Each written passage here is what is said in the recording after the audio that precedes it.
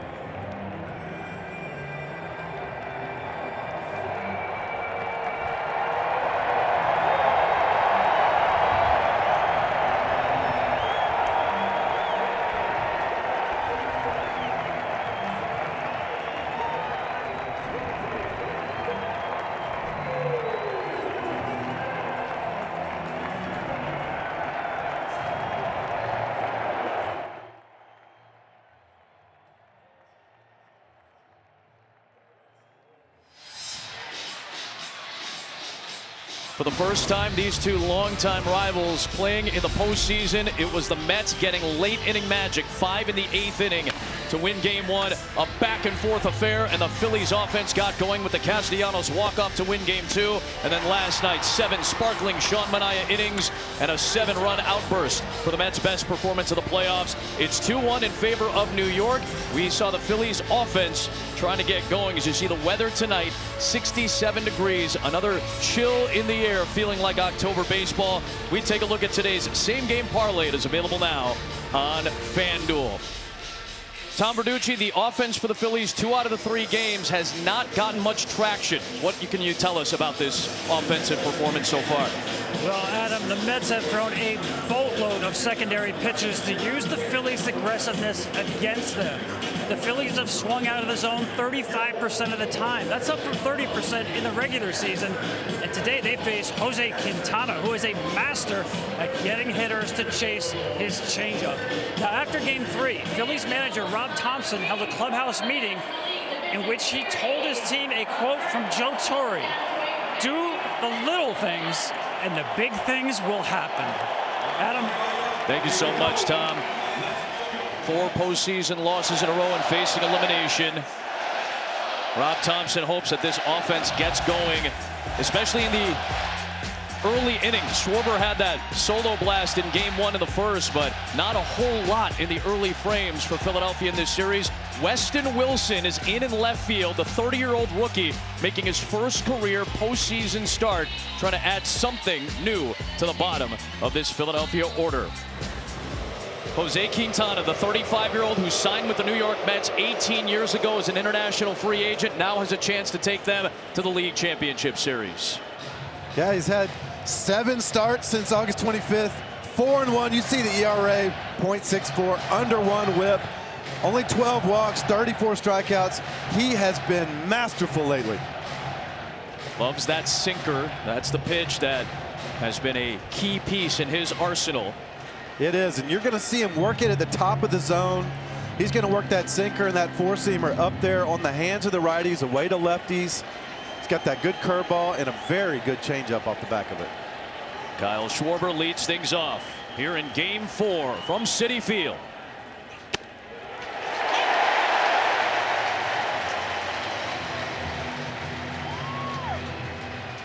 Two for 12, a home run, a single. Then he went 0 for 10. He walked in his last 2 trips. In Game 3, did Schwarber. 1-1 the count. From See him work that curveball right there, right off the edges. He's a master at working the edges, Adam. He's not going to leave too much in the middle of the plate.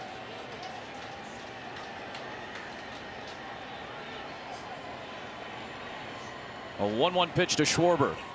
1-2.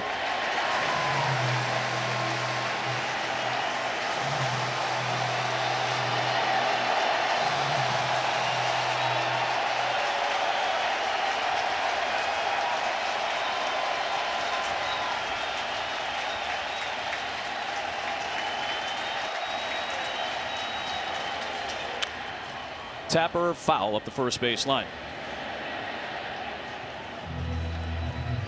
6 umpire rotation in the postseason. The crew chief James Hoy is behind the plate for this one. We do see a change with John Tumpane stepping in for Rob Drake. He is the 3rd base umpire tonight.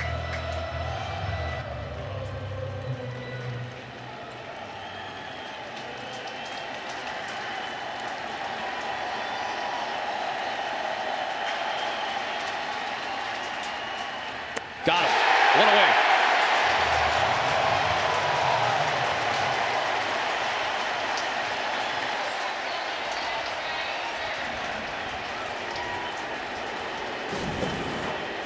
This is the game, like you talked about, Wayno, for me.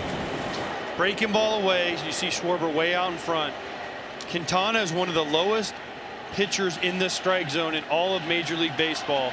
The Phillies chase, like Tom said, who's going to win? Can the Phillies be patient enough to wait him out? And can Quintana get him to swing enough off the plate to have bad swings like we saw from Schwarber and get weak contact, which is what Quintana's known for? Now right-hander in Trey Turner.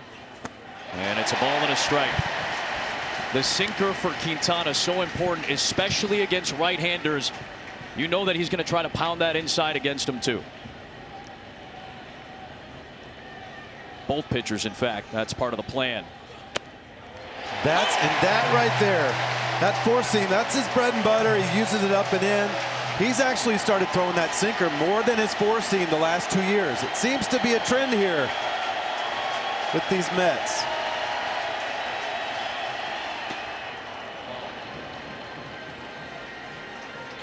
I don't want people at home watching to look at the miles per hour, the velocity of Quintana. His motion is very deceptive. That 92 looks 94, 95, 96 because of his motion and the thought of the changeup and the big curveball in the back of your mind as a hitter.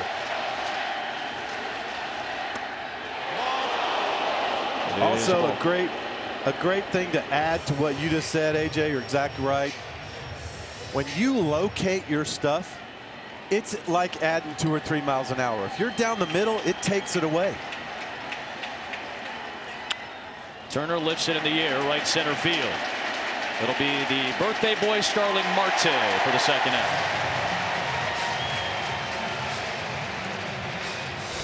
Let's take a look at our Fox Foresight. It is powered by Google Cloud. Bryce Harper coming to the plate. The sinker again is a huge key. 345 against the sinker. Keep that in mind as he faces Quintana. Real-time insights are powered by Google Cloud. That's right-handed sinkers. For me, he's not hitting 345 off left-handed sinkers, Adam. Sinkers coming into lefties are death to most left-handed hitters from a left-handed pitcher. 0-1 on Harper. See how Bryce kind of, he'd get those hips going towards first base just a hair. That's those sinkers. You better get them in there though, AJ, because if you leave that sinker middle in, he can deposit that real quick.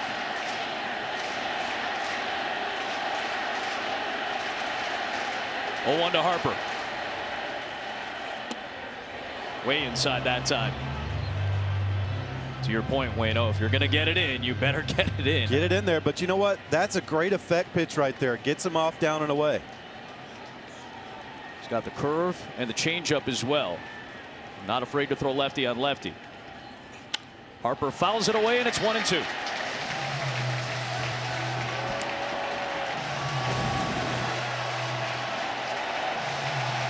See how slow he is? Everything is slow, and then the ball jumps out of his hand. He has a very slow motion and then a quick arm action. And then right here, Bryce Harper's late on this ball. 1-2 pitch. Trying to go away from him. 2 balls and 2 strikes from Quintana to Harper. Was homered off of him in 16 at bats one time. 2-2 pitch.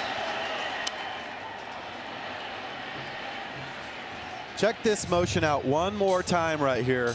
Most great pitchers in the big leagues, watch his hand. You won't see this ball until it's about to come out of his hand. It's behind him, behind him, behind him, behind his head, and then all of a sudden, it's out of nowhere.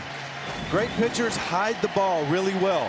Makes that fastball, like AJ said, look from 91 to 94, 95. Another 2-2. Did he go around? He did.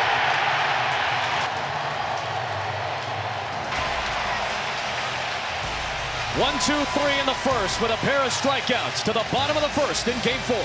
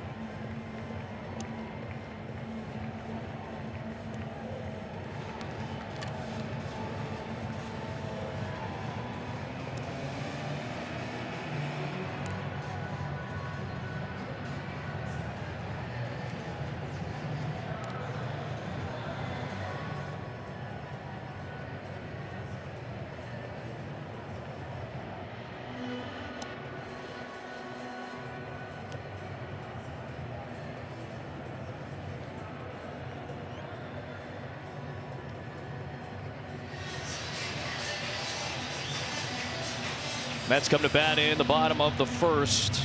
They've brought Francisco Lindor as the leadoff man since the middle of May, and he will lead things off. Same lineup just about, with the left-hander on the bump. It is JD Martinez getting the start. Jose Iglesias has had good numbers against Ranger Suarez, 6 for 8 in his career, with a couple of extra base hits and only 1 strikeout. And this was the best season of his 3 as a full-time starter for Philadelphia for Ranger Suarez. It was, in the first half was absolutely amazing. 12 and 8 this year with a 3.4. At the halfway point, he had like a 1.5. His sinker is a key against the righties today. Lindor, the switch hitter, bats right-handed and takes a strike.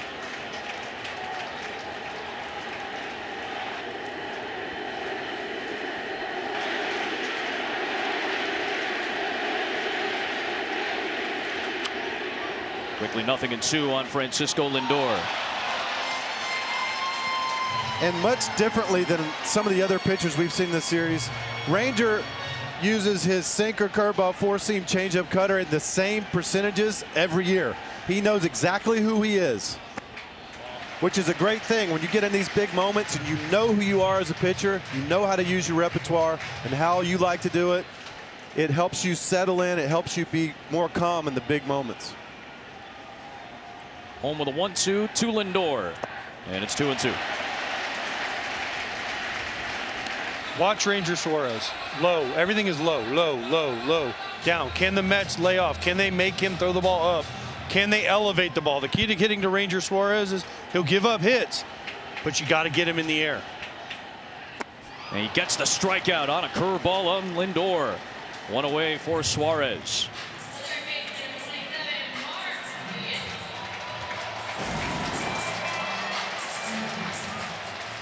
It's that big breaking ball.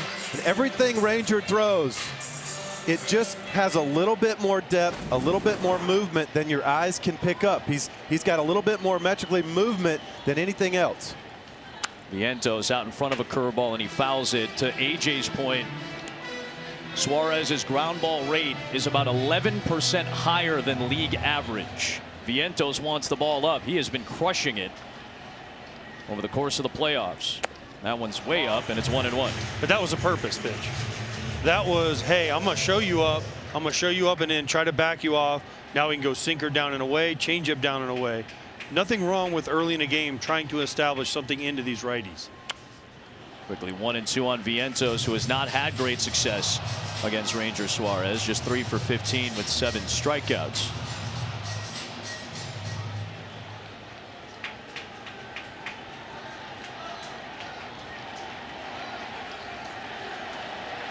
Home with a 1-2.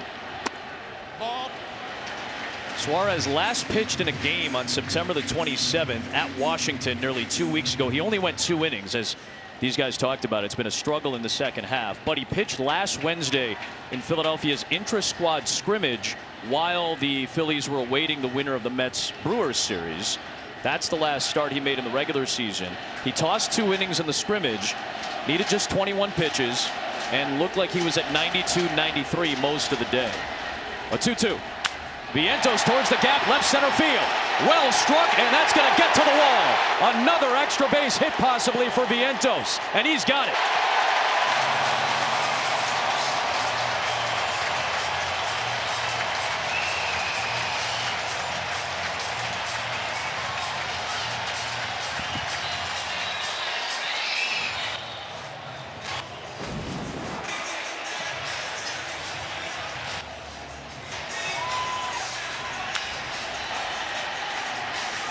A little sinker is up just enough for Vientos. 108.3 off the bat. Here's the thing. Mark Vientos this postseason versus left-handed pitcher, 6 for 7 now with 4 extra base hits. Versus righties, not as dangerous. He is crushing lefties. Now here's the lefty Brandon Nimmo, the lone lefty in the lineup today. He fouls it at the plate. Nimmo just 3 for 25 in his career against Ranger Suarez.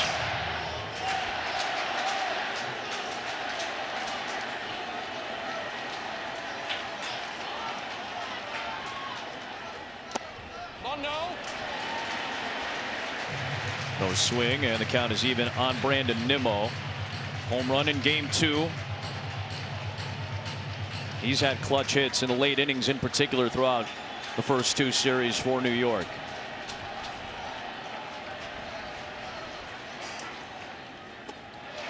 Two balls and a strike.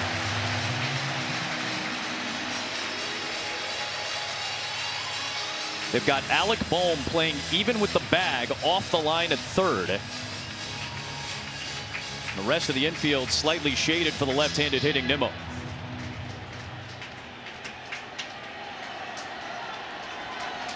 A 2-1. 3-1.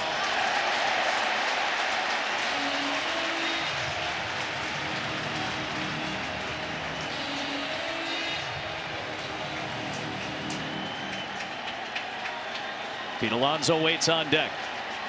1 on, 1 out in the first. And Nimmo is aboard for Alonso.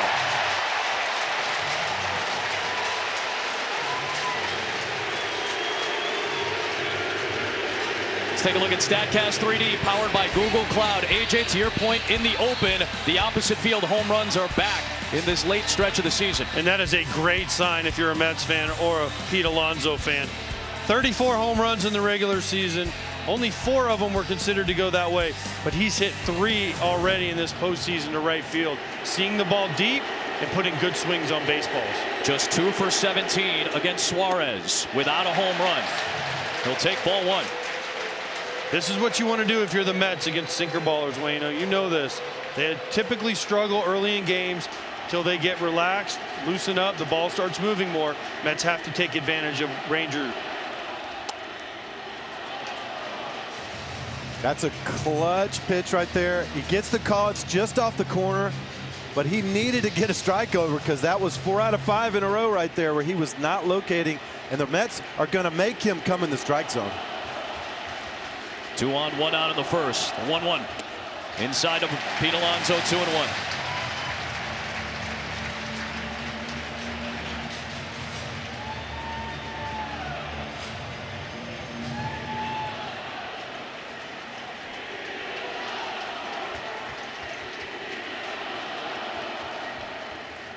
Alonso takes a strike. It's 2-2 from Ranger Suarez, who grew up in Venezuela, the son of a farmer, grew up playing baseball and soccer, was an outfielder playing baseball before the Phillies scouts found him and signed him at age 16.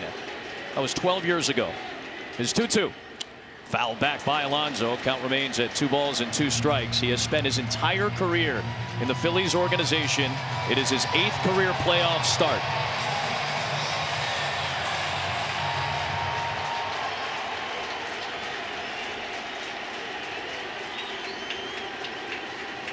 Two pitch is a skipper knocked down by Real Muto. What a stop by JT behind the plate. Breaking ball that bounced almost in the grass. Watch, this is athleticism at its finest right here. Just chests it up beautifully. No advance. Huge pitch right here, Wayno, in this, not only in this game, but in the Phillies season right here. Yes.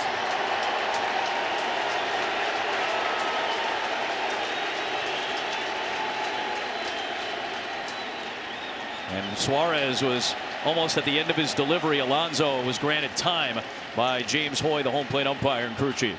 That actually helped Suarez because he and JT were not, they didn't have the call right just yet, but he was out of time. He was just gonna throw what he wanted, I think. Now a payoff to Alonso. His bounced foul. 8th pitch of the plate appearance is coming. That's the first time we've seen Pete kind of offer it the fastball in. Earlier in that bat, he took a fastball away. That time he offers it the fastball in. Maybe it's telling us something, AJ.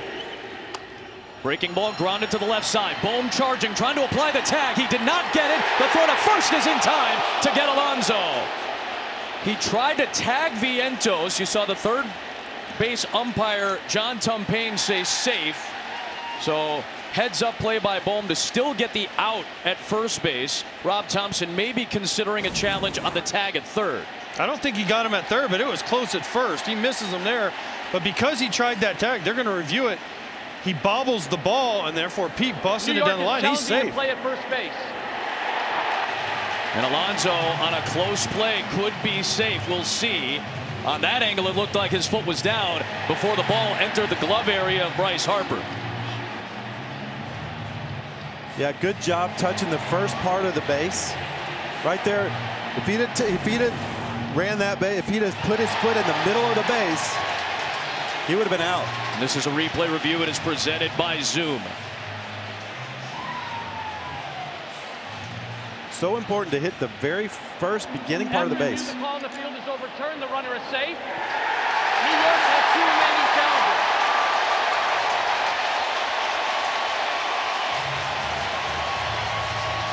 So Bohm tries to reach out and tag Vientos as he's going by. When he misses him, he then actually looked at second, which is a strange move right there, and then he fumbles the ball. See, his eyes are looking at second, so by the time he recovers, he is late getting the ball to first, and now you have Jose Iglesias, who we showed in the beginning lineups, has owned Ranger Suarez. Whoa, was trying to change the game with one swing. He had a 2 RBI knock for some insurance in the later innings of game 3. He's got Vientos, Nimmo, and Alonso aboard. Suarez trying to bear down. Waved on and missed. Nothing at 2 with the changeup. That's his pitch. That's his bread and butter. It's got 5 or 6 inches more vertical drop than the average changeup. Can he get the ground ball he is desperately seeking? Iglesias trying to get the Mets on the board. Got him. And there is a strikeout on a curveball. That's his second K of the frame, both on the curve, and a big second out for Suarez. Too anxious. Jose Iglesias knows the moment. First pitch, here you go, curveball out front, thinking he's going to get a heater or a sinker. Then he gets the changeup, which looks just like a sinker. Again, out in front, and then Suarez buries this breaking ball. Real Muto, another great stop, taking advantage of hitters being too aggressive, too anxious. Here's JD Martinez. Swinging at the first pitch. He got a fastball that time, and he fouls it away. And that's no small thing to strike out the guy who's always had your number on 3 pitches. I'll tell you, there's guys out there that it doesn't make any sense that have your number. Guys that hit 200 in the regular season or whatever that just own you 9 for 10 or 7 for 11, whatever it is. He's that guy for him, but he just got him out in 3 pitches. That's a big deal. Real Muto, another big stop behind the plate. And you know how key he is, AJ, because Suarez wants to be down. Real Muto, very good at maneuvering back there, and he's going to have to be today. Rangers going to be down. JT's one of the most athletic catchers in baseball, one of the best blocking catchers in baseball. So far, he's done a great job early. 1-1. Out in front, Martinez on a curve. And a 1-2 count with the bases loaded here in the bottom of the first. When you have a catcher like JT back there, when you get the bases loaded, you don't mind bouncing a ball in the dirt because you have total trust in your catcher. Let's see if he goes back to a breaking ball in the dirt. On a 1-2. He got Martinez on a curveball. What a job by Ranger Suarez with the bases loaded and 1 out. Back-to-back strikeouts, and we are scoreless to the second.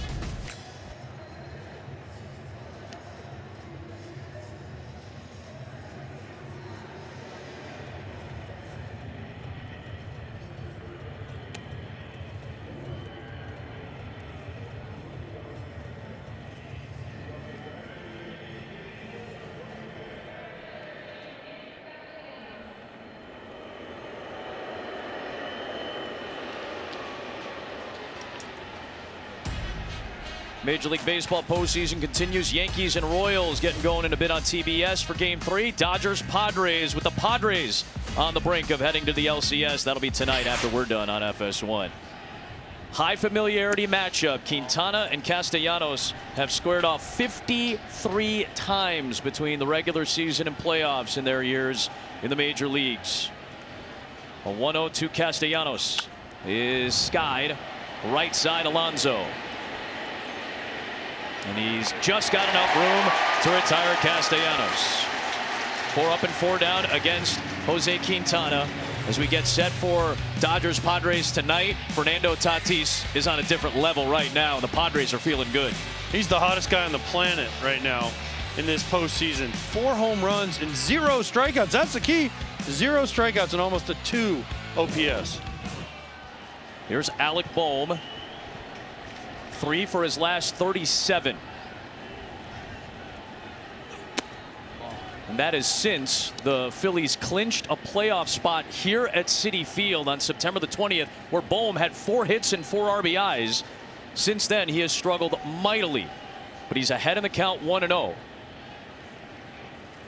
He's been very aggressive in this series. A ball and a strike to count. And again, part of the bottom of the order after you get past 1, 2, 3, 4, 6 through 9. But Bohm in that 5 spot really important as well. They got to figure it out. It's do or die. Yes, I know that. But those 3 guys, they count on those guys the entire year. They need them to step up today. On the ground to third to his counterpart Vientos. 2 down.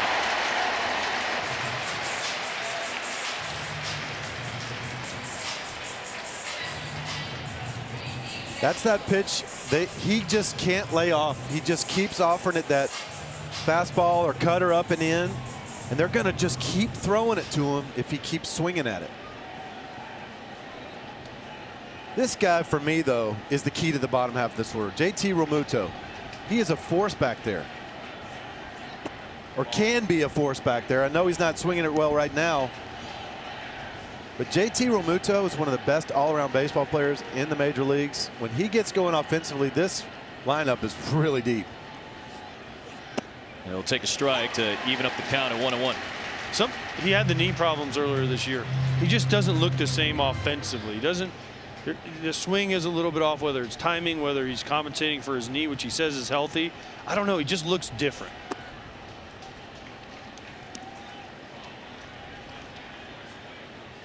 Veteran of over 1,200 major league games. Had not played in the playoffs, though, until this run for Philly, which began in 2022. Now 34th career playoff game for Realmuto, who waits for a 2-1. Outside 3-1. Quintana got the first 2 outs on 5 pitches. This will be the 5th pitch to Realmuto, with Bryson Stott waiting on deck. Ball 4. It is a walk to Realmuto. He is aboard. First base runner for the Phillies. Get on however you can. That's going to be key for JT too, is getting in good counts, swinging at good pitches. Waited him out right there on 2 very close pitches that he didn't offer at. Now here is Stott. His big hit was the 2-run triple to take the lead late in game 2. Left on left matchup and an outside pitch for ball 1 to Bryson Stott. And watch for Quintana. The first inning, he threw a lot of sweepers to Schwarber and Harper. Another lefty up, another opportunity for Quintana to use one of his new toys, the sweeper. Pours in a fastball for a strike at 1-1.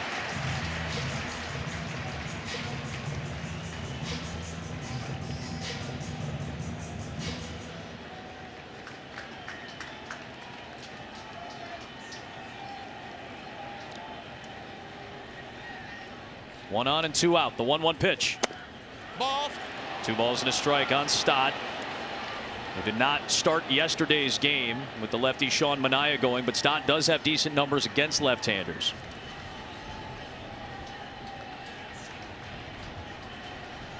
Rob Thompson trusts Stott to be in this spot. The 2-1. Ball. 3 balls and a strike. Nibbling a little bit the last couple of at-bats. It is 7 of the last 9 out of the zone. But that's what he does. He's just waiting for someone to swing in one just off the plate and he'll get weak contact. Realmuto hauled out. Stott has so far. Went around 3-2. And a chance to get out of this inning with a man stranded.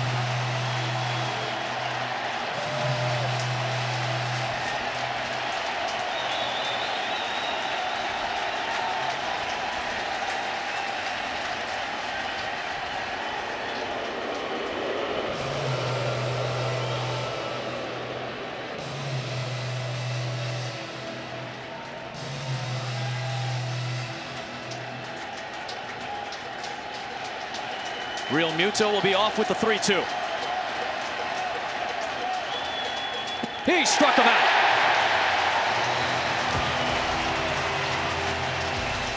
A third strikeout for Jose Quintana. We're an inning and a half through game 4 and scoreless.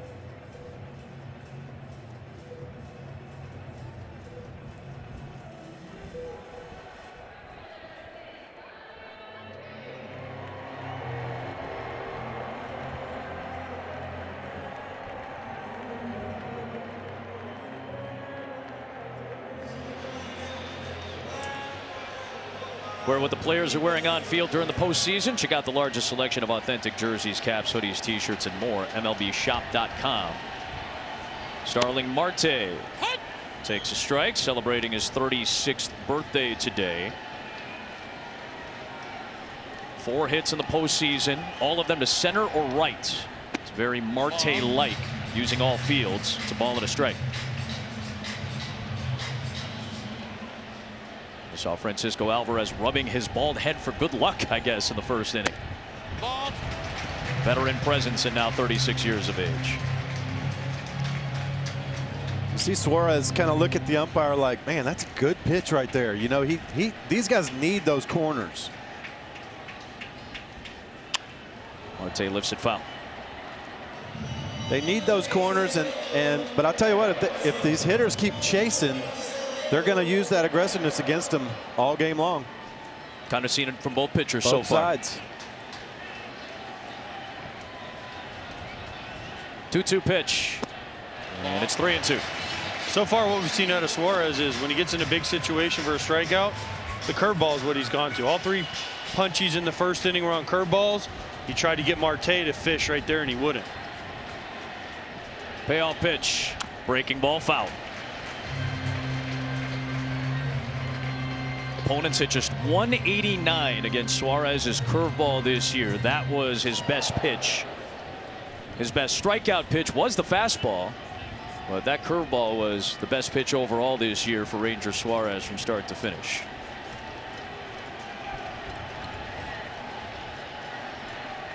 The 3-2 to Marte again. Ball 4. Wow, not getting a lot of close calls. Marte with a good eye to lay off. Second walk issued by Suarez, and the leadoff man is on base for the Mets in the second.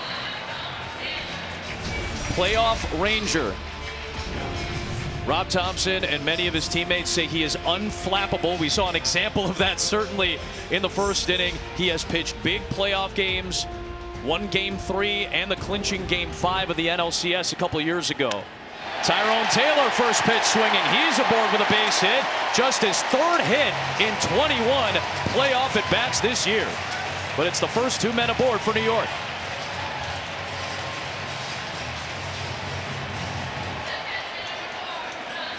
Just like the first inning, Ranger Suarez is in trouble. I mean, the leadoff walk to Marte, and then Tyrone Taylor hits this ball 107 miles an hour for a bullet to left field. And again, the Mets are right back in business. If you're Rob Thompson, you have to be thinking, when do I start thinking about getting somebody up in my bullpen? You see some stretching and stirring.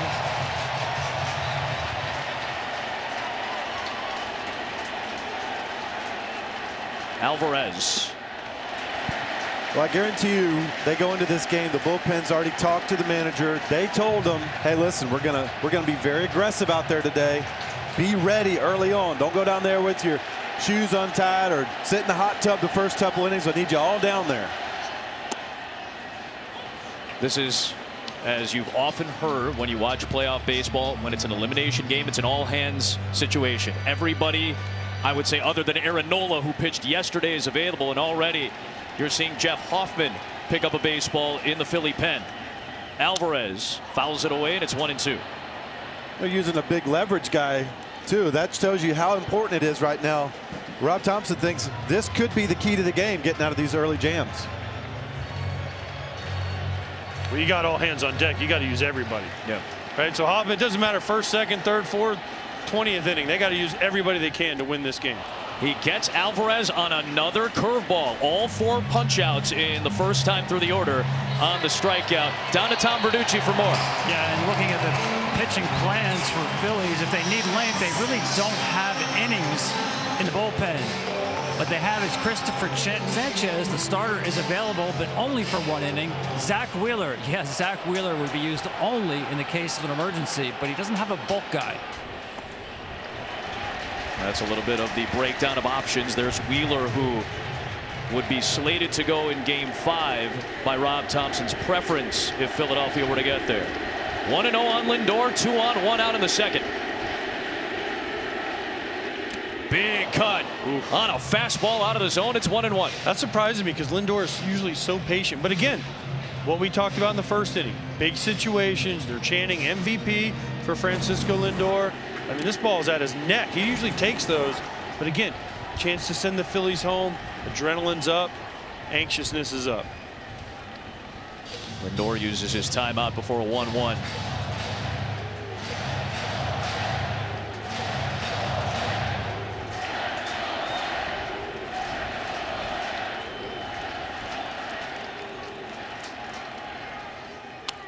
Pulled hard foul into the Philadelphia dugout. Whew. Hope everybody's all right down there. The Mets bullpen is kind of hard to see from a starting pitcher, but usually you know when someone else warming up out there, you know, and Suarez knows that he's the best option for going bulk innings today. He wants to show his manager that they don't need to get anybody up. 2-2 on Lindor. Yes, but he's also 46 pitches in, and we're an inning and 30. Yeah. So that bulk is going away real fast. Yeah, it's not just necessarily the situation, that pitch count with the situation. 2 on, 1 out, a 2-2 pitch is waved on and missed on another curveball. Lindor pleading a case. I don't know if he was saying that he foul tipped it or if he was arguing a previous pitch, but he goes down swinging. That's 5 out of 5 for Suarez. All of his outs. That's Alvarez, and here's Lindor. All 5 of Suarez's outs are on curveballs, basically in the dirt that the Mets have chased. Now Lindor's thinking he fouled it off, but you can't replay it, and you can't lie anymore either. Mets are 1 for 5 in the early going with runners in scoring position.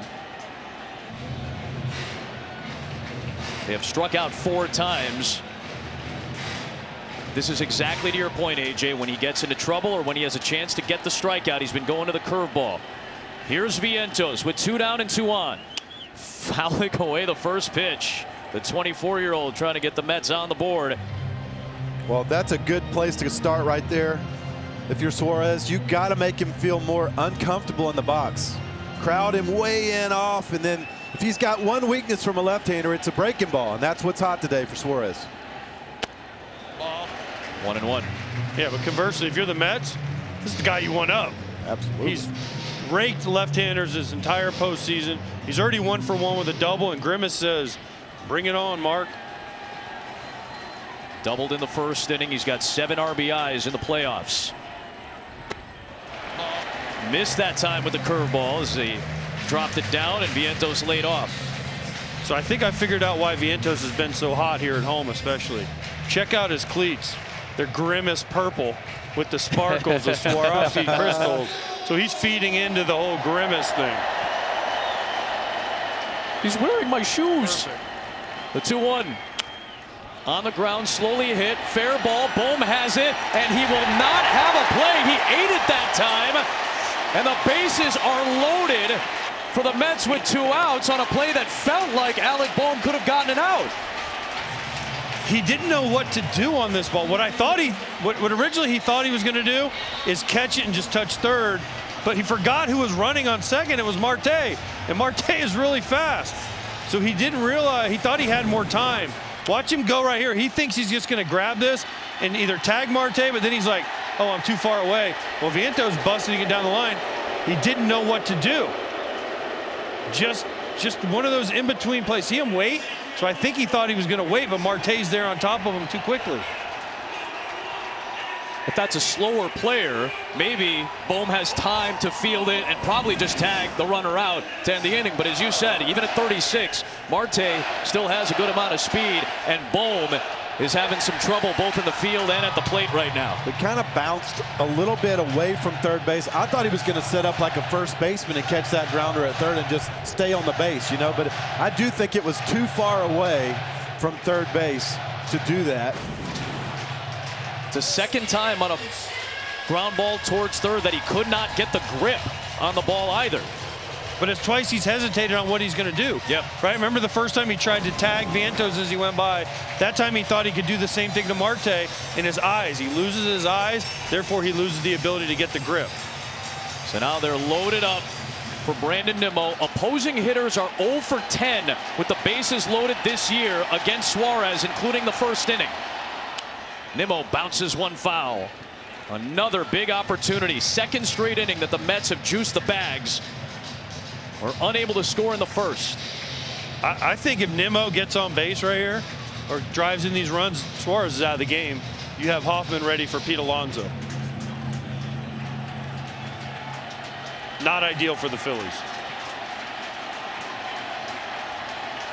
0-1. On the ground to first, Harper is there, and Ranger Suarez wiggles his way out of another bases loaded jam. The Mets have stranded 6 against the unflappable Suarez.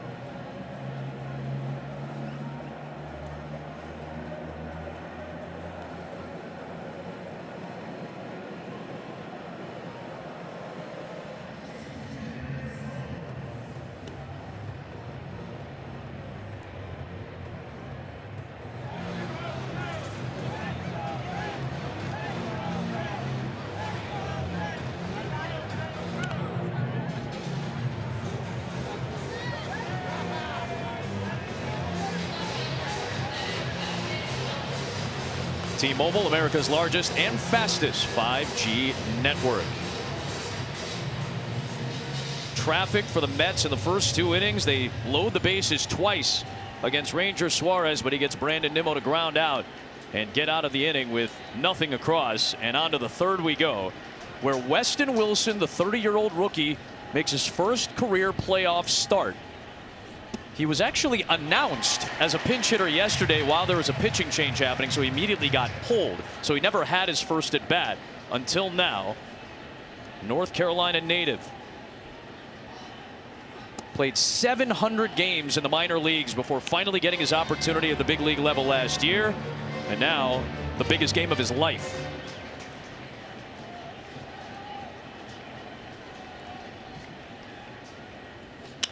He loops one out towards right. Marte ranging back all the way towards the track. He's got it for round number 1. Kevin Burkhart's in the studio with a game break. KB.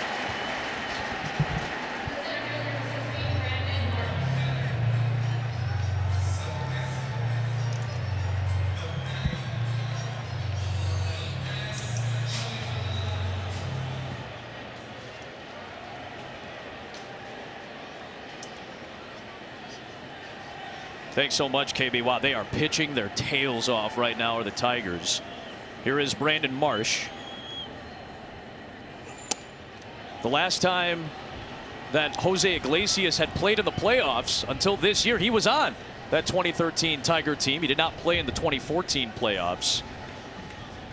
And that's how long it's been since the Tigers have made this deep of a run and had an opportunity to go to the LCS. What a performance today, again, by the Tiger staff. Great bill bend from Quintana. Sorry. Just lose your train of thought there, buddy. It happens, man. It's all good. 2-0 on Marsh. On the ground to first. Alonso's there. 2 down. From Iglesias. Sorry. That's okay. Can't be talking during the pitch, though, Adam. Yeah, as a South Georgia boy, I appreciate a good bill bend.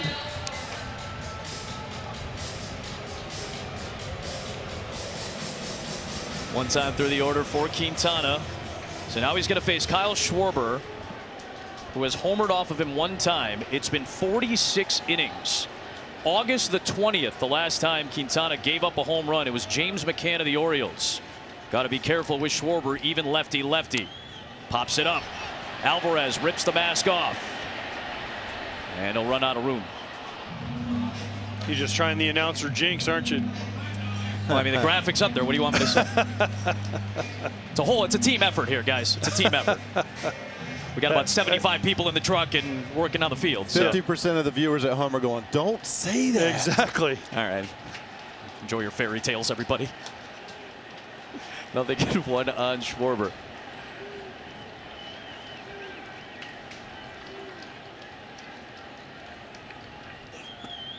Breaking ball 1-1.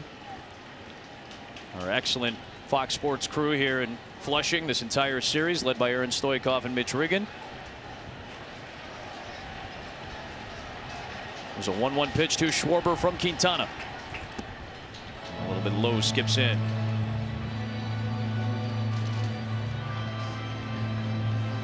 Turner on deck if Schwarber can reach. Only 1 base runner the first time through is the Real Muto walk issued by Quintana.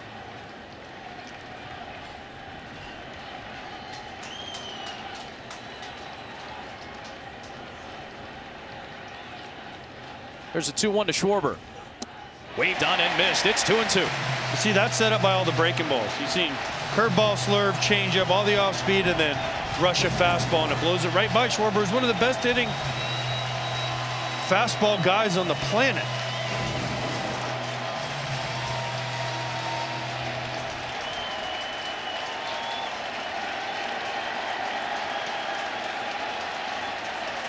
Two-two. 3-2.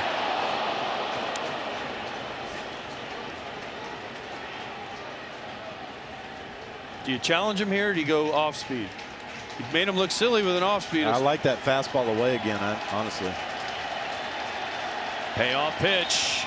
On the ground, hugging the line, but foul. It was the fastball that time. He gets that to the corner. That's the right pitch, I think. But, you know, he saw him. He threw the fastball away.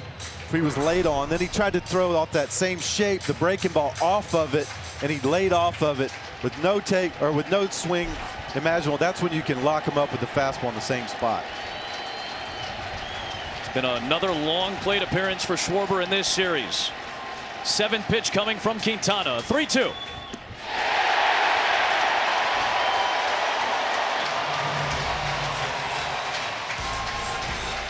1-2-3 in the third. Pete Alonso will lead things off for the Mets in the home half of the third in Game 4.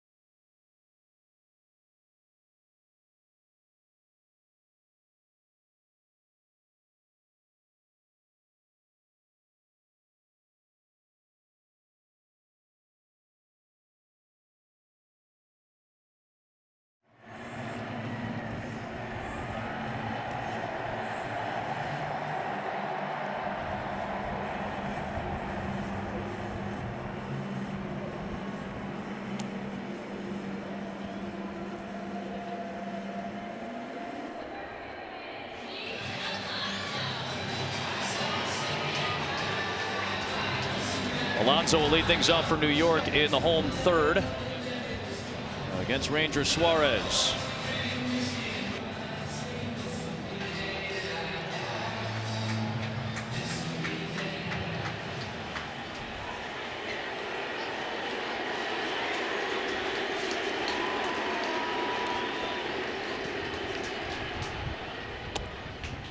Ball 1-2. Pete Alonso, who had an infield single, was originally called out at first base in the first inning, but a challenge by the Mets overturned to get him aboard. Suarez struck out the next two, Iglesias and Martinez.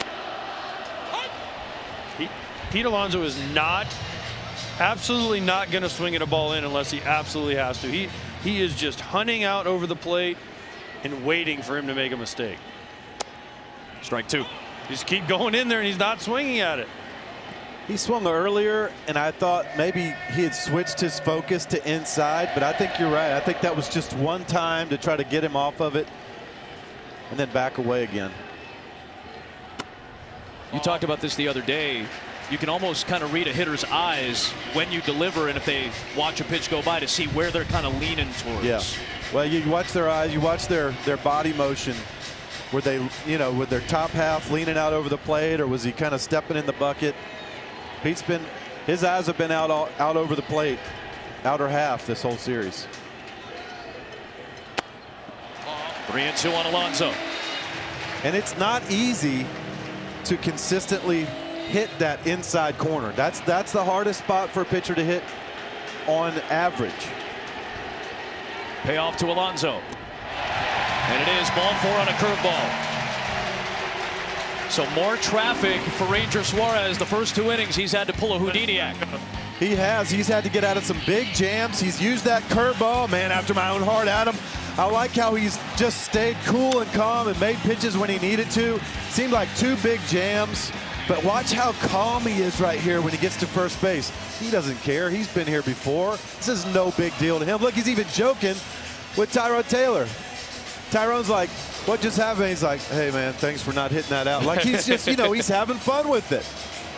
First pitcher in Major League playoff history to allow 4 hits and 2 walks in the first 2 innings and not allow a run. That seems impossible. That's incredible. It seems impossible. But you know what? I've seen so many times a pitcher go through 2 big jams like that early on and then have 3 quick innings right after the back and then find a way to get through 5 or 6. But getting the leadoff hitter on, that's not what that's looking like. Alonso aboard for Iglesias. And this time less aggressive, will take a ball. He swung at 3 pitches in the first at bat and then struck out.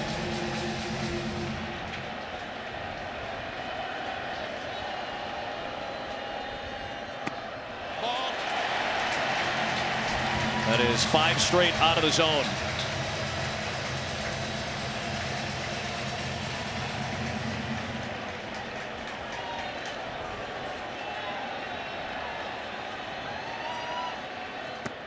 Comes back with a strike.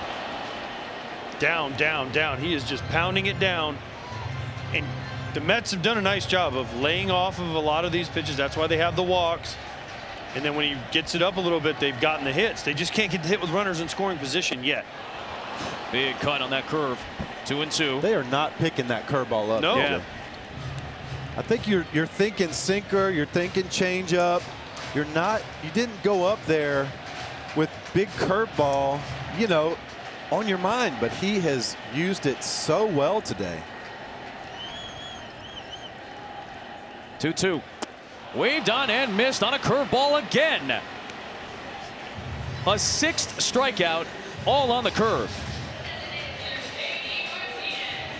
Wayno, what you said about them thinking sinker, changeup, but this curveball, see how it pops out Yes. out of his hand? So the Mets hitters see up. Watch it go up slightly. They see up. They're swinging. Yeah, up beats hit. Up. Low, let it go. High, let it fly. Ball. So with Ranger Suarez, the curveball pops up. They see it up. Oh, that's the one. But then it's the curveball that goes down. If you notice, they're really laying off sinkers and changeups down, but they're swinging at the curveball because it starts out of his hand up. You can tell it's got that really good late finish. The best curveballs, they get about halfway, maybe almost 3/4 of the way, and it's almost like they speed up as they're going down, and Rangers got that working today. Those revolutions start to pick up, and that big dip for Suarez's curveball. One of the reasons it was so hard to hit this year for opposing hitters. 2-0 on Martinez. On the ground to short. Turner to Stott. A high flip. Enough time to throw out Martinez at first, and a double play turn. 6-4-3 to end the 3rd inning. Martinez frustrated, and Suarez cool as can be. Excellent ground ball pitcher this season.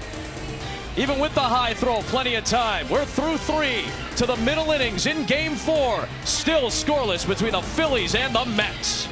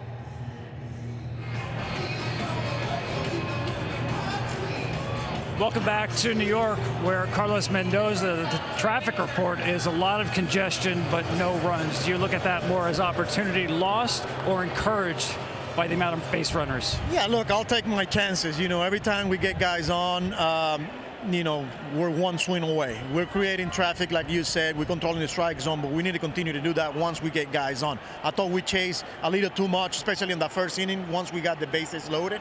But we'll, you know, as long as we're creating traffic and we're making some good swing decisions, we're going to be in a good spot. Jose Quintana, you've seen him locked in for 2 months. Today, 9 outs, 5 on pitches out of the zone. What stands out to you? Yeah, he's doing. He's being Jose Quintana. You know, this is a guy that's going to pitch. He's going to move the ball around, but he's got to attack as well. He's got to get ahead and then continue to make pitches. That's a good lineup. They're going to be aggressive, and we have to make some adjustments. Thanks so much, Carlos. Yeah, you got it.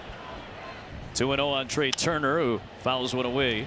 2 balls and a strike, just 1 above the minimum faced by Quintana the first time through. And through the first 3 innings, Real Muto, the walk. That's it. This is a big inning for the Phillies for me. Your starting pitcher's gotten out of 2 really big jams, 1 semi jam. You got the heart of your order coming up. You got to make some. You got to make some moves. You got to get Trey Turner on base right here and get him to steal and cause havoc. And hope Bryce Harper pops one. Hope Castellanos pops one. You got to start putting pressure on the Mets. Series for the Phillies. Leadoff hitters are 2 for 26. High leverage count for Turner, who's way out in front of that curveball. 3-2. But see, that's a bad. Carlos Mendoza just talked about swing decisions. 3-1 breaking ball. That's not what you're looking for. That's predetermined. We're pressure. I got to swing at this to get on base. Payoff pitch to Turner. Fouled away.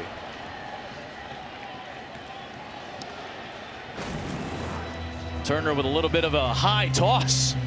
Just hangs on to it for a little bit too long, but Stott picks his boy up. They still turn it, and that's why they're laughing. Turner's like, thank you. Another 3-2 to Trey Turner. Broken bat, shattered towards short. Lindor's got it, up with it, and he throws out his counterpart. 1 away, 2 for 27 are the Philadelphia leadoff men in this series. He's so fast. If this ball is just 3 or 4 more feet in the hole, he's going to beat it out. Even with Lindor out there. He's been known in the playoffs especially to hit that chopper in the hole out there and just beat it out to first. But Lindor is as good as it is in all of baseball at shortstop. Here is Harper. Bases empty, 1 out in the 4th.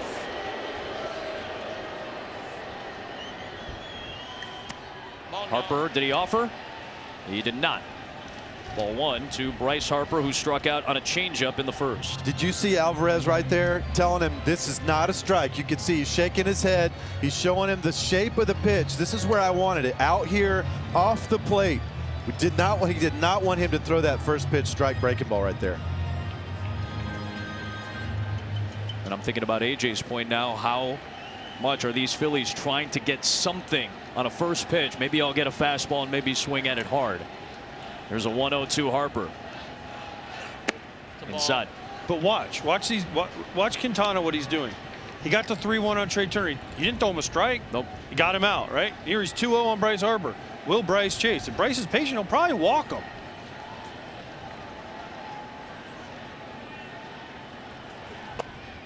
Flip the corner on the outer edge with that breaking ball away.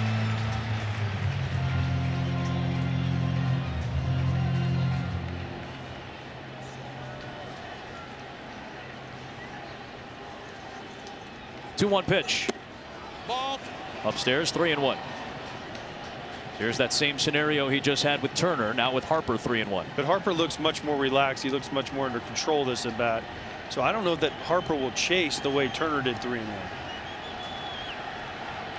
Swung 4 times in the 1st. He has not swung yet here in the 4th.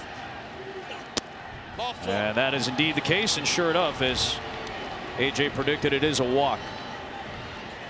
Be cool to see a graphic of the pitches he's made around the edges and how many are actually on the plate. He's just living on the edges right there. And like AJ said, if they don't swing, they're probably going to walk. Now there's 1 on, 1 out for Castellanos. He swung at the first pitch in the 2nd and popped out. and he hammers one towards left. There goes Nimmo. It's over his head, and it one-hops the fence. Harper sprinting. He's going to get the stop sign at third as Nimmo got to the ball as quickly as he could. It's a first pitch double for Castellanos. And with one down here in the fourth, Philadelphia is threatening. Just like I said, who's going to be the guy after the Harper walk? Castellanos. First pitch, makes a mistake. That's a cutter, does not get in. Castellanos ready for it. Ball bounces. Actually, the Mets are lucky this ball hit the railing. Oh, wow. It was a ground rule double. It was. Instead of a run, 1-0 Phillies. Harper was getting the stop sign anyway. It's second and third for Alec Bohm. Can he come up with a redemptive swing for Philadelphia here?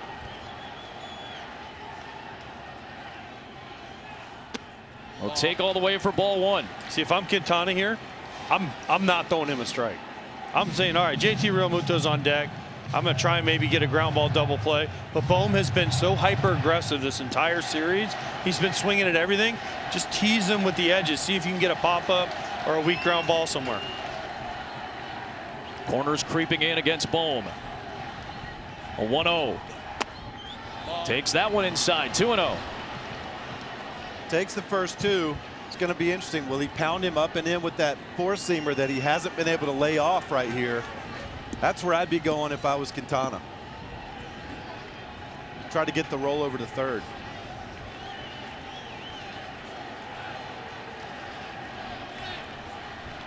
A 2-0. Blocked by Alvarez behind the plate. No movement from the runners. But 3-0 on Alec Bohm. This looked like he was trying to call time right there.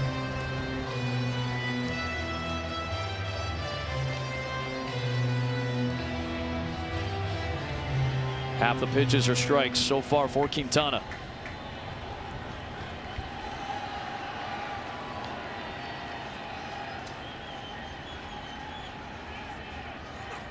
Takes all the way a strike. Now you go back to teasing him. You threw the 3-0 pitch. You figured he probably wasn't going to have the green light because of who's on deck, the situation. So now Quintana probably going to throw him a changeup, curveball down in the dirt, try to get him to chase.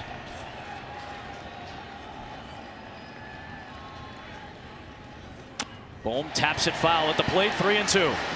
Perfect. Perfect call and perfect execution right there. 2 on, 1 out in the fourth.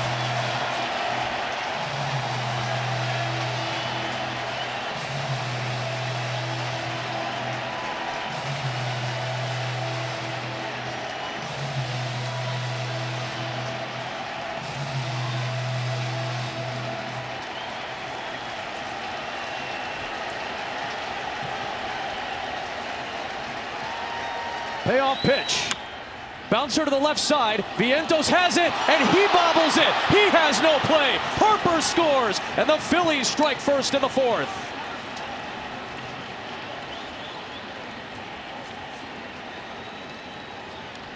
Earlier in this series, Mark Vientos had the same thing happen.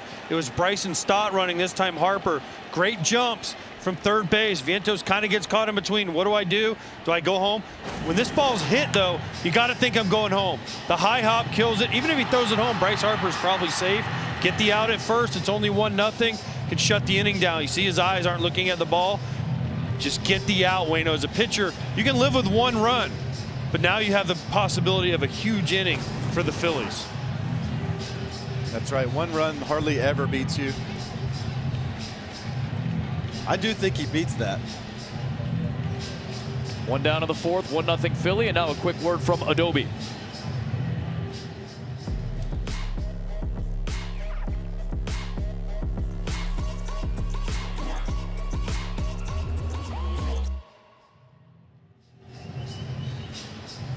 It is a fielder's choice and an error against Vientos. No RBI for Bohm, but he is aboard. On to third went Castellanos on the play. And now JT Realmuto will climb in.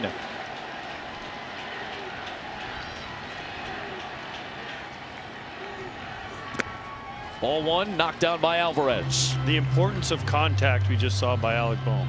Not hit very hard. Not a pitch that very close. It was a high sinker, but he put it in play, made the defense make a play. Vientos couldn't, and the Phillies get on the board with another runner on third in less than 2 outs.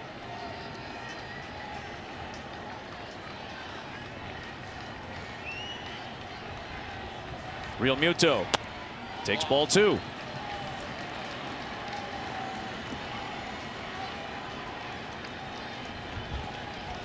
It's fascinating to be in a building for playoff baseball and observe the home crowds, the tension in the building, the noise level up and down and up and down. A 2-0 to Real Muto is popped up. Going out Iglesias, coming in is Marte. Marte's got a great arm. He makes the catch, and Castellanos back to third. A big second out to record for Quintana. On a 2-0 pitch nonetheless.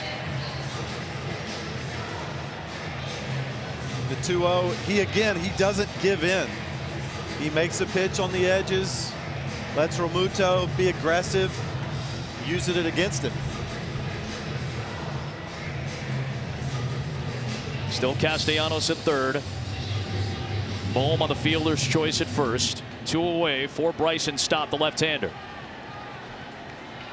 The patience of the Phillies paid off to get the run. The impatience by JT Realmuto caused that second out. 2-0 curveball. Just take it. You live to fight another pitch.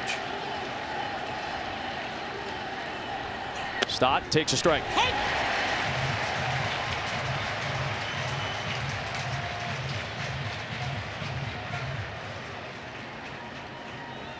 See Vientos over there at third, still playing even with the bag and a little off the line.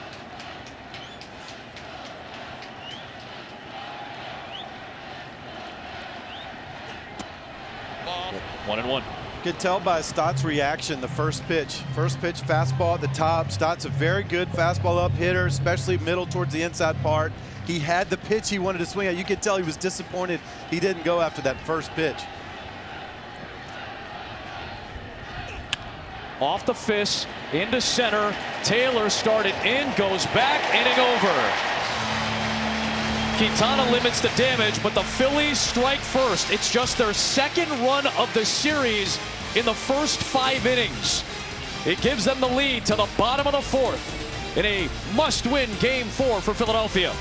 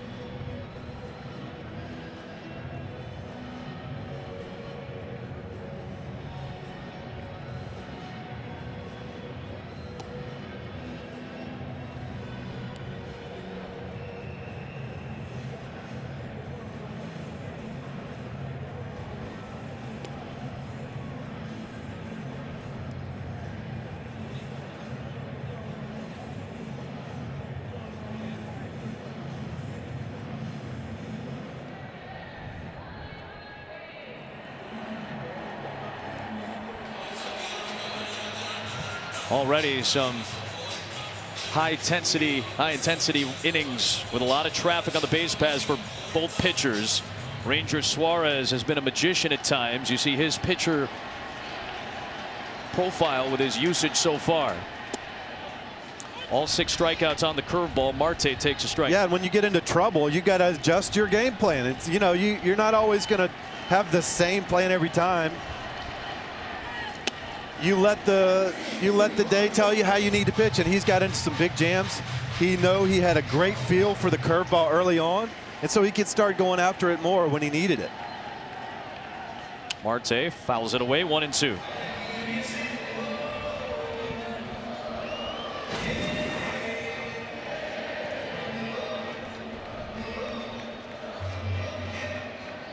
Low, low, low, AJ. Low, low, low, and all curveballs. They all start coming up out. So they come up out of his hand. The Mets have shown that they are not going to try. They're going to try not to swing at anything down, but they see up out of his hand. That keys in their mind. I got to swing at that pitch. It's the hard breaking curveball that's down in the dirt.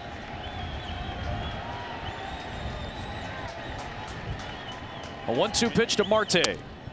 Inside, 2-2. And all of a sudden, you've got a starting pitcher who got out of 2 huge jams, settling in a little bit. He's got a lead. And Marte just fights off that curveball. I don't know if he's exactly settling in. He's settling in, AJ. He's got 73 pitches through 3 innings. But he had, what did he have? 63 through 2 or whatever it was? Yeah, 53 through 2. All I'm saying is you see it so many times. You take your best shot at a starting pitcher, he gets out of those jams, and then all of a sudden he goes 5 or 6. 7th pitch to Marte is bounced foul. Well, if he gets through 5 in this game, Rob Thompson might do backflips out of the dugout. Absolutely. He had his highest leverage reliever warming up in the 2nd inning. Mets had the bases loaded in the 1st and 2nd. Could not scratch home a run. 3-2 on Marte.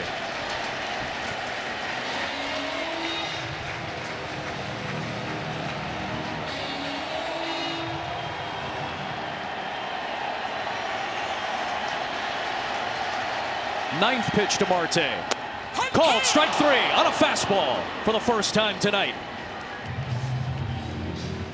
All set up by all the other strikeouts we showed. Curveball, curveball, curveball, curveball. Marte's thinking, man, he hasn't really thrown a fastball in for a strike yet the whole game. And this one he just dots on the inside corner. And Marte just goes back kicking his bat because he says, no way, I thought that was coming. Yep, and I think also set up by all the balls that he's thrown. He's probably thinking he ain't going to throw a strike right here. Settling in. You could say that for both pitchers. Settling in. Yeah. He's settling so nice it might have one more inning maybe. Taylor lifts it out towards right center field. Castellanos calls off Marsh for the 2nd out. That's what he needed, was a quick out. 2nd pitch, a quick out. Gonna get ready to throw his 79th pitch of the night. Will come to Francisco Alvarez, who struck out on a curveball back in the 2nd. If he gets Alvarez out here, you think they'll let him go 3rd time through? Absolutely. Wow. First pitch swinging into center for Marsh. Needed just 3 pitches to get the final 2 outs of that 1, 2, 3, 4th inning.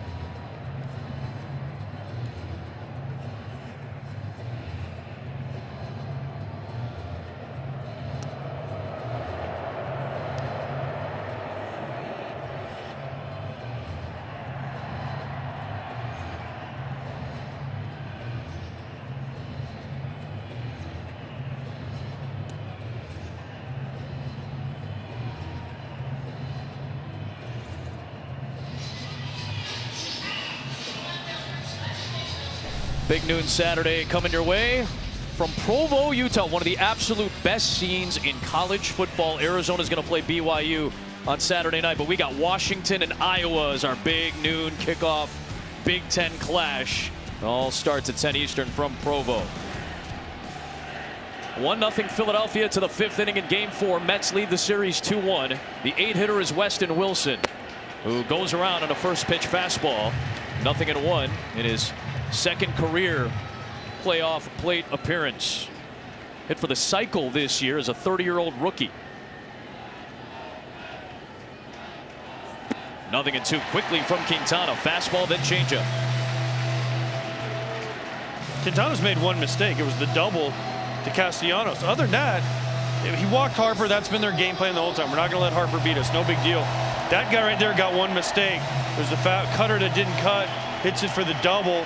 Then he gets a chopper for an RBI. Other than that, Quintana's controlled this lineup great.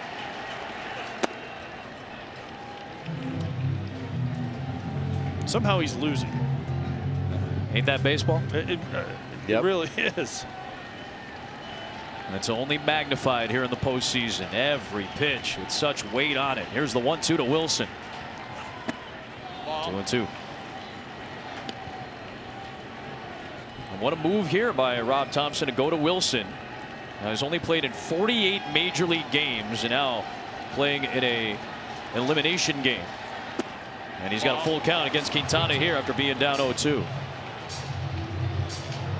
And Mundo Sosa has had some chase issues.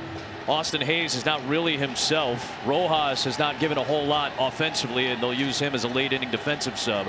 Wilson gets the call. And he sends one out towards center. Taylor's got a beat on it. He's got it for out number 1. He's hit the ball hard twice. Right and center. He's making good swings.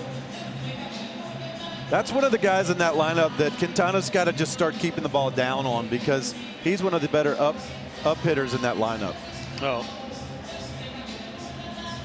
There's no action yet, but Quintana with his pitch count and getting ready to go third time through.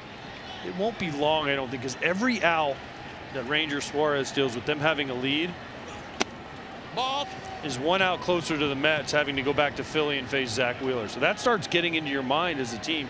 You're thinking, oh man, we got to go back to Philly. That crowd, we got to face Zach Wheeler possibly in Game 5. They got to get it going. Marsh will take a strike. When we talked with Carlos Mendoza today, a couple of the guys asked him, how aggressive are you going to manage, so to speak, and probably more referring to the bullpen usage.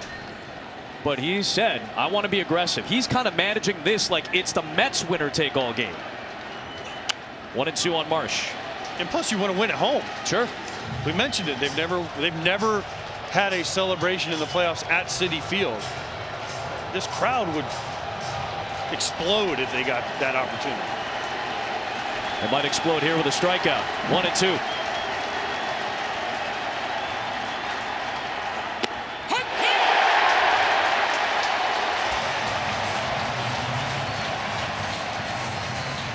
Two down. Froze him with that fastball. 2 times through, the Phillies only have 1 hit. It's that double from Castellanos, the strikeout here. Just a perfectly executed backdoor 2-seamer, just sinker on the edge, just perfectly executed. Back to the top, Schwarber, whoa, inside, it hit him. And he is aboard with 2 outs, on base for the first time. Stuck him. That was solid.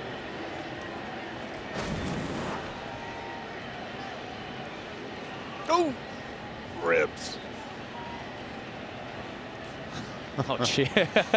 The rivalry is alive and well, I would say. Just rubbing the wrong spot. It was more in the lat rib area than the tricep. There's Reed Garrett, who has a win in this series. He's loosening up behind Quintana as he throws his 83rd pitch of the night. It's the first one to Turner. And it's waved on and missed.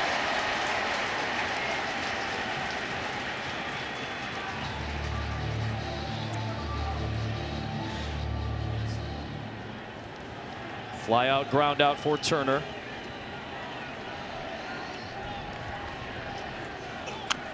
Little cue shot foul, and it's 0-2. And a chance to end this frame for Quintana.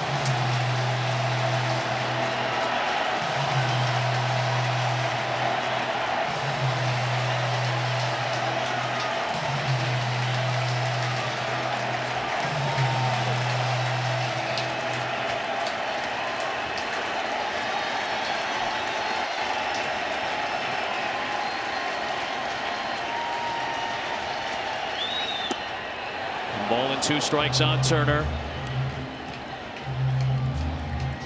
That's the one he takes the one, AJ, that starts on the corner and works off. He doesn't take the one that starts in the middle and works down off of that.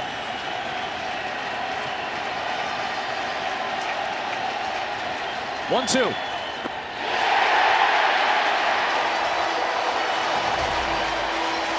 A pair of strikeouts for Quintana. We're halfway through game 4. The top of the Mets order coming up. The Phillies lead 1-0.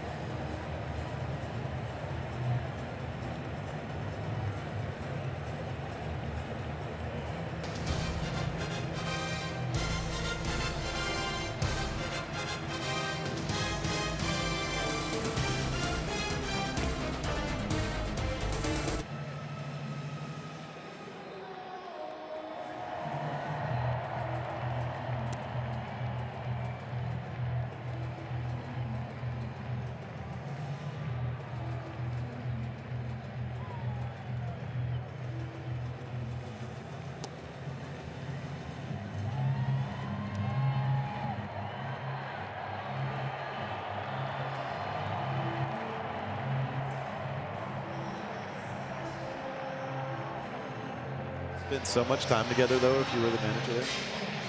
Jose Quintana working through 5 innings, just 1 run allowed in front of some dignitaries. John McEnroe and Chris Mullin, tennis legend, basketball legend. There's the 85 Cy Young winner Doc Gooden. Of course, who are the ad wizards that gave Jerry Seinfeld that seat. And then, of course, Joe Torre, as Francisco Lindor in the top of the Mets order lead things off. Of course, Torre is well connected with both of these managers from their Yankee days, both Mendoza and Thompson. Suarez to Lindor. Strike 1. Let's get into a little strategy here, Wayno. If I'm Rob Thompson, if one guy gets on, he's out of the game. Now, I think Hoffman's up for like the 7th time already this game. 1-2. But as you said, is Ranger Suarez settling in? I think he's settling in. But if this was a game in June, or the Phillies were up 2-1 in this series, he's got a longer leash. Win or lose and go home game, you got to have your best weapons. And right now, Jeff Hoffman is your best chance possible. Lindor hugging the line. It's a fair ball all the way down the line towards the corner. Lindor into second base, bobbled and left by Wilson. Big turnaround second by Lindor, but he'll put on the brakes. Leadoff man in scoring position, and the tying run aboard.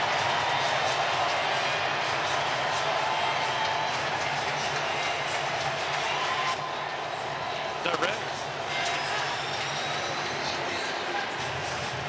Guess what pitch it was? Curveball down. Finally got to one. Pulled it down the line.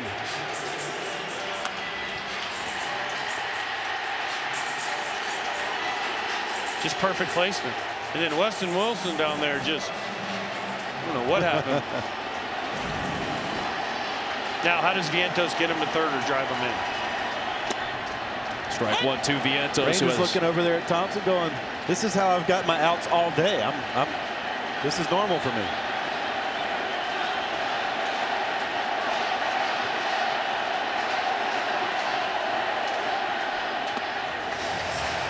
One on Vientos, doubled in the first, an infield single in the second.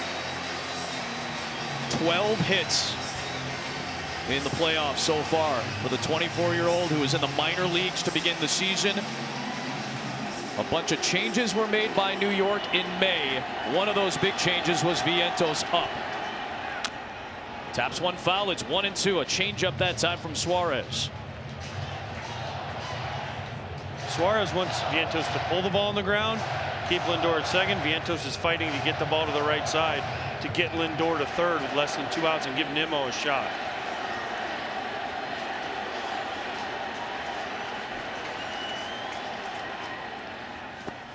Two and two on Vientos.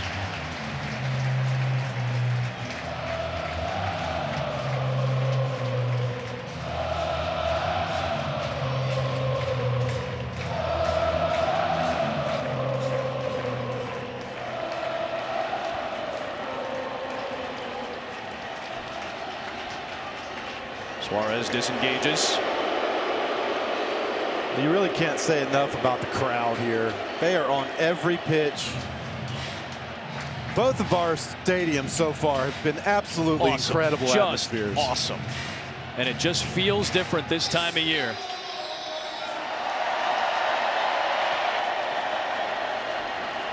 Lindor at second. 2-2 pitch. 3-2. Against the lefties, AJ. Vientos.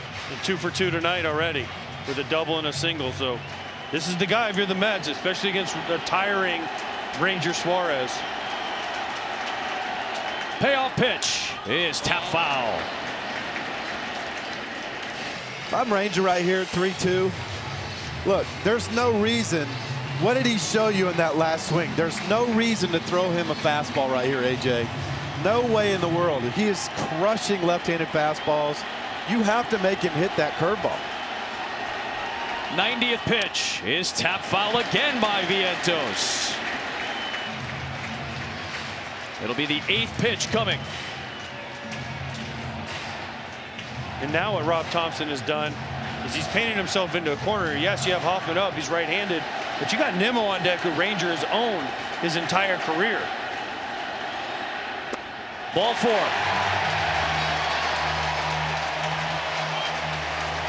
And you wonder if this will be the last batter for Ranger Suarez. 3 for 26 is Nimmo lifetime against Ranger. He has walked and grounded out today. He comes to the plate with nobody out and 2 men aboard. The tying run is in scoring position for New York. I know it's not in vogue, but would you bunt him right here?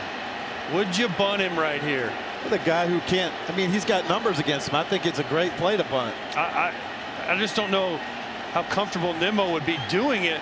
But look where Harper is. If he bunts the ball to first base, I don't know that Harper or Bryson Stott, the second baseman, can get over there to cover. Nimmo does not have a sacrifice this year in a time of baseball where sacrifice hits get fewer and fewer and fewer. Nimmo does not have one this season. AJ, excellent fielder out there on the mound, though. Ranger is one of the best fielders in the game at his position. A 1-0. Strike one.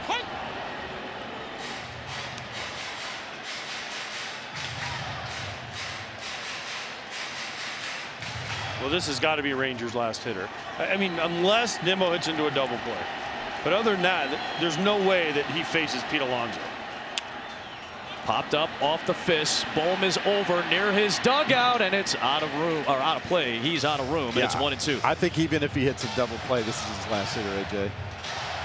He's about to throw his 95th pitch of what has been a gutty start here in Game 4. And the polar bear waits on deck. Considering they had the pin up in the very beginning of the second inning, you know, Suarez has battled, and sometimes you battle. You know what? Sometimes you don't get your efficient innings in, but you give the best of what you got. He's really showed out here today to get to the 5th.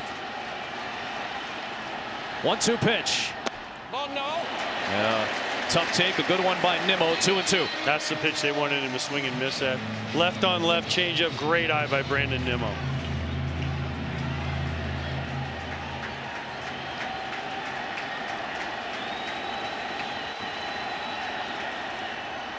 Nimmo down the right field line towards the corner. This is hooking, and it is foul. Well, foul. But it got a jolt out of the crowd. When he, that ball up the bat, a lot of people stood up here at Citi Field. Nimmo with a home run in Game 2 of this series. He's had clutch hits all throughout the postseason of the first 2 series for New York. 2 on, nobody out. A 2-2 again to Nimmo. Called strike 3 at the bottom of the zone. And here comes Rob Thompson. And Ranger Suarez muscles his way through 4 1/3 in an elimination game. To the bullpen, and Alonso coming up.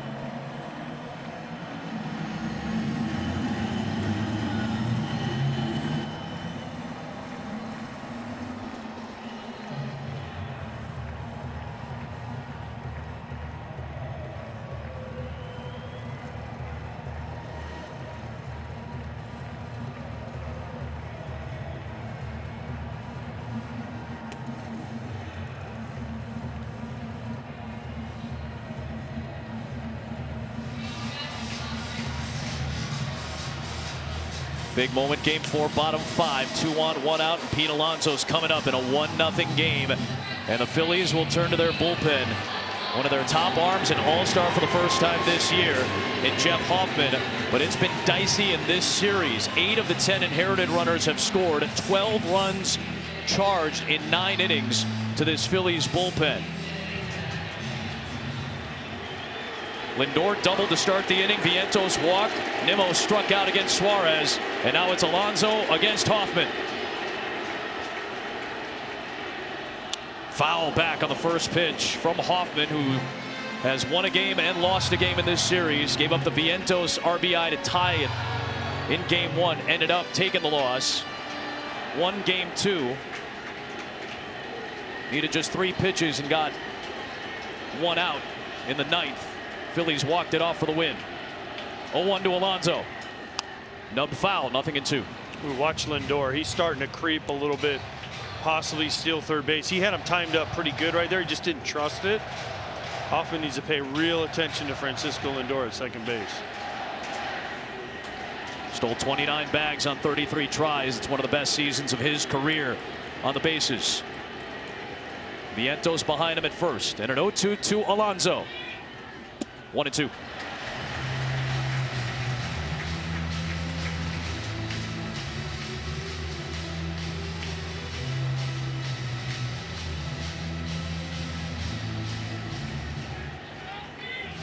What an effort by Suarez tonight. That looks like the first time he's shown any emotion or any type of tension at all. He was so calm during those tough innings to get Philadelphia to the fifth. Sometimes it's tough.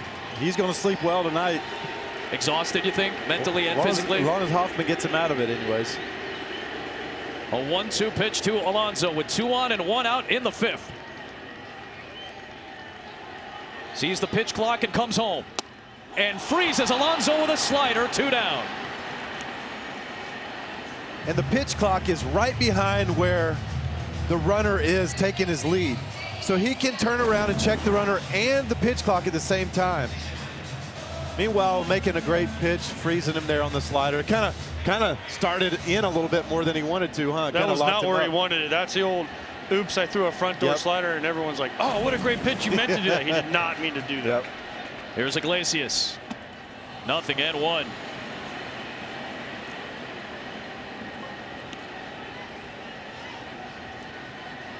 Roller coaster ride of a season and really of a year and a half for Iglesias, the 34-year-old from Cuba.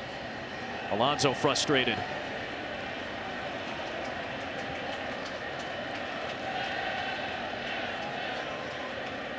Oh, 1-1.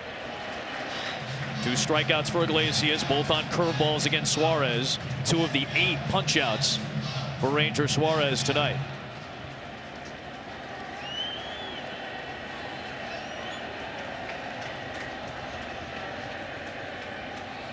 Lindor dancing. Little roller out in front of the plate. Picked up by Real Muto. Slings it to first to finish off the inning. Hoffman gets out of it. And Suarez, with Hoffman coming in to finish off the inning. Calm and cool, finally gave a little bit of a sigh of relief, and another big one in the dugout. Still the Phillies in front in Game 4 to the 6th inning.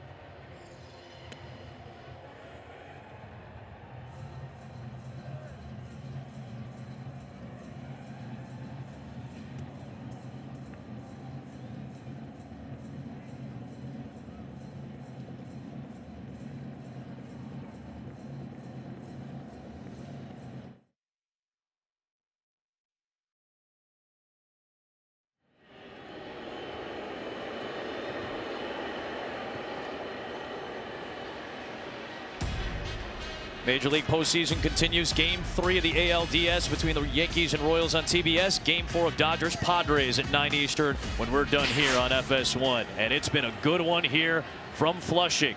Bryce Harper against Jose Quintana, taking a big cut at that fastball and fouling it back. 0-1. This might be the last hitter, you guys think? I think so. With Reed Garrett up, righties just righty, righty, righty, righty, all the way to Stott. I think they have Quintana out there to possibly get Harper out.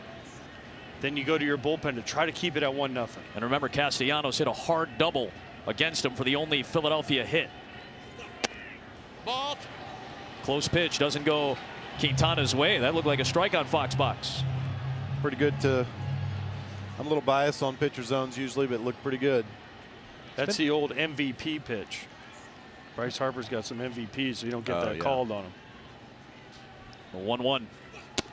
Ball. Tried again and missed a little high that time. 2-1.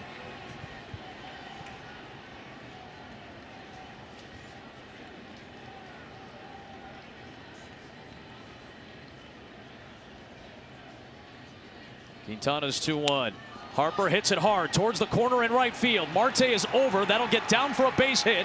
Harper looking for 2, and he's going to have the second double for Philadelphia tonight, and the leadoff man is finally on base for Philadelphia after they had gone broke most of this series. Harper is aboard, and Carlos Mendoza is indeed going to Reed Garrett. With Castellanos coming up, Harper in scoring position in the 6th.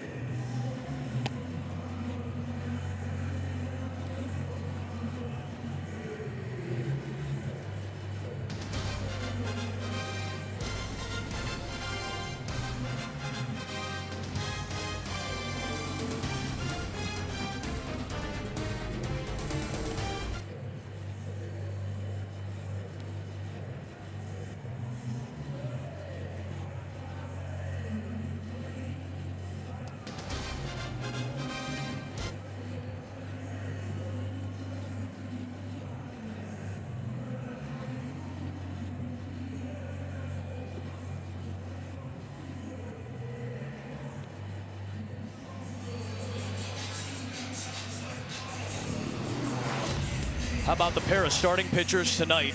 Ranger Suarez, 29-year-old, stepping up after a brutal second half and muscling through 4 1/3, while the 35-year-old Jose Quintana, just his 6th career playoff start, working his way into the 6th inning and allowing just 2 doubles.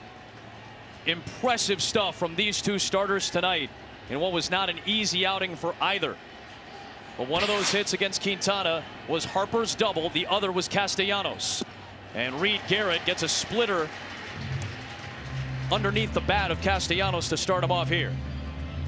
Well, both of those guys battled. You know, you saw traffic left and right for Ranger, but really, it wasn't that way with Quintana. He only gave up the 2 hits.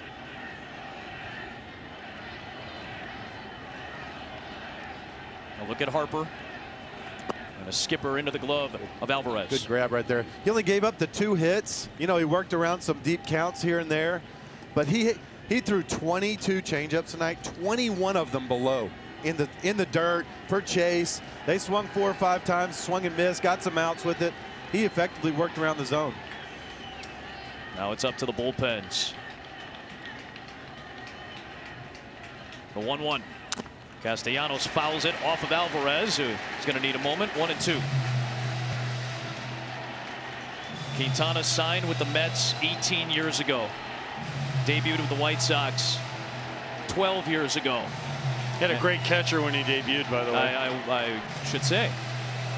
Ranger Suarez, an 8th career playoff start tonight, and had to muscle his way through. And now drama for the remainder of the night, seemingly. Harper at second with nobody out in the 6th. Castellanos takes the ball. Castellanos at a minimum has to get Harper to third with 1 out here. Whether it's a fly ball to right, make Marte throw him out, because you know Harper's going to be hyper aggressive on the bases, or hit a ground ball to the right side.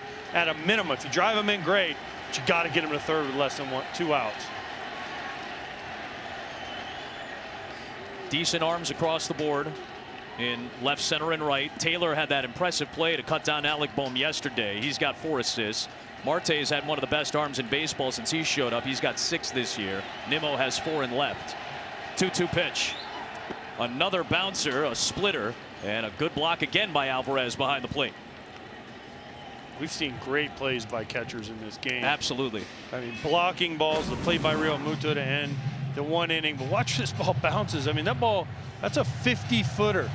That's like a 50-footer, and Alvarez just chests it up, goes right there, keeps Harper at second base. That was a bowler in cricket tossing one towards the wickets, and Alvarez was ready. Didn't swing at the old 50-footer, huh? Yeah. Good take. Old classic 50-footer. Payoff pitch to Castellanos is waved on and missed on a splitter.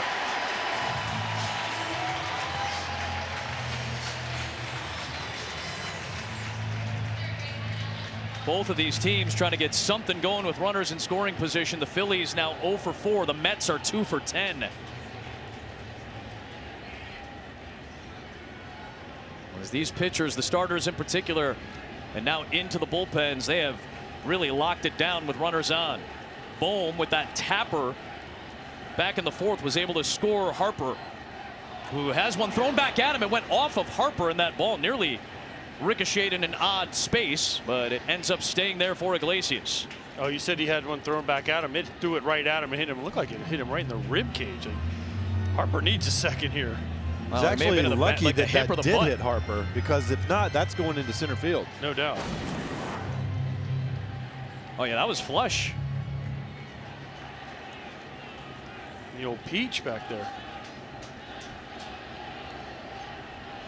And he's looking right away. He'd be standing on third if that didn't hit him. Let's see if he's aggressive at any point in this at bat.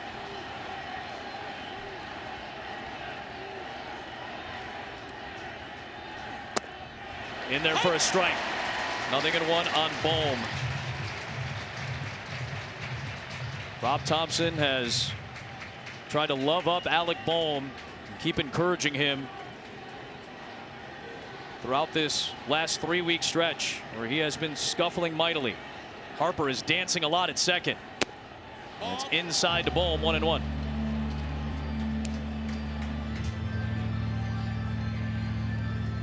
Well, if you're Bohm, you're relishing the fact that at least, you know what, you got the run home. You know, you put the ball in play, you got the job done. You got to build off little victories right now. Aaron misses low with a fastball. 2-1. Bohm, an all-star for the first time this season, had a great first half.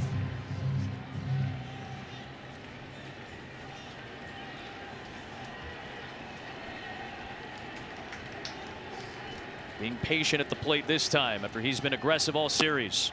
3 balls and a strike on Bohm. First round pick in 2018, the number 3 overall pick. Number 2 in the Rookie of the Year voting behind Devin Williams of Milwaukee, who the Mets beat in Game 3 of that wild card series.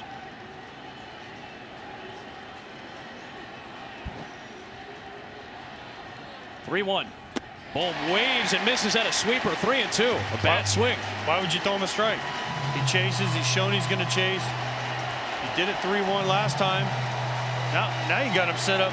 If he can throw a splitter anywhere close, he'll swing and miss.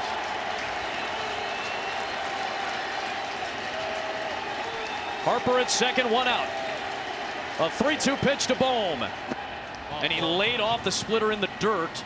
And he ends up drawing a walk, and there are 2 aboard. The old 50-footer take. Bueno.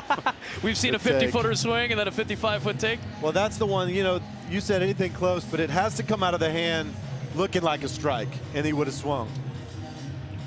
Jeremy Hefner will make his way out to chat with Reed Garrett. We've got a quick word from Corona.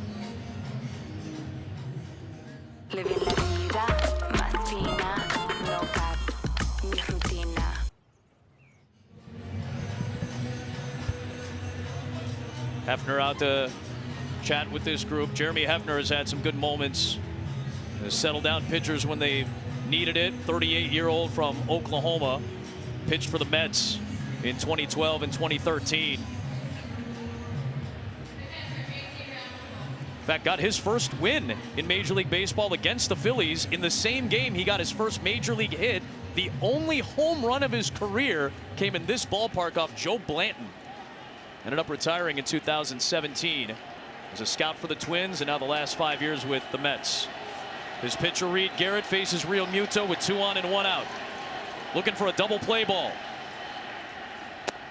Strike 1.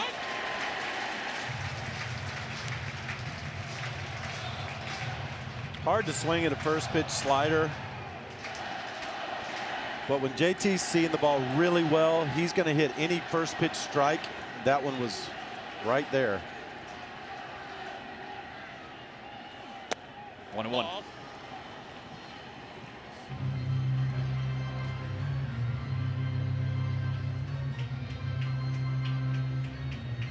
A lot of Mets fans right now, it's quiet, right? It's an eerie silence. It's almost like here, they're waiting for something not good to happen. Look at the worry on all their faces. They're all like, what's bad going to happen here? Come on. And if they get out of it, it'll be the complete opposite. With each Garrett delivery out of the zone, that feeling compounds, I would imagine, for the fans in this building. There's no smiles. And they're winning this series. There should be smiles. Big moment, AJ. 2-1 coming. In there for a strike. Real Muto has not swung at any pitch except for one he's seen tonight. That was his fly out in the 4th. 12 pitches, 1 swing.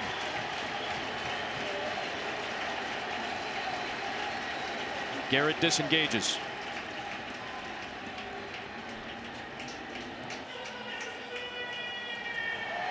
This is kind of where I wish we could turn the pitch clock off a little bit. Add to the drama just a little bit. 2-2. Big lead from Harper, and it's fouled by Real Muto. This isn't dramatic enough for you, well, my man. I don't want this moment to be over. You know what I mean? Like, it's just like, let this play out a little bit.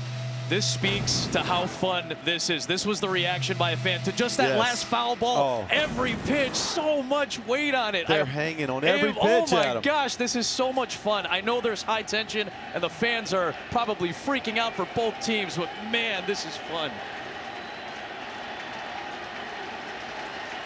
2 on, 1 out. 2-2 on Real Muto.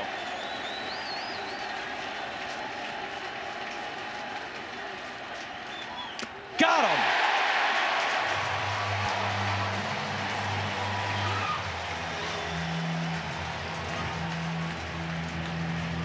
With the splitter. We got a ways to go for the one guy's sign.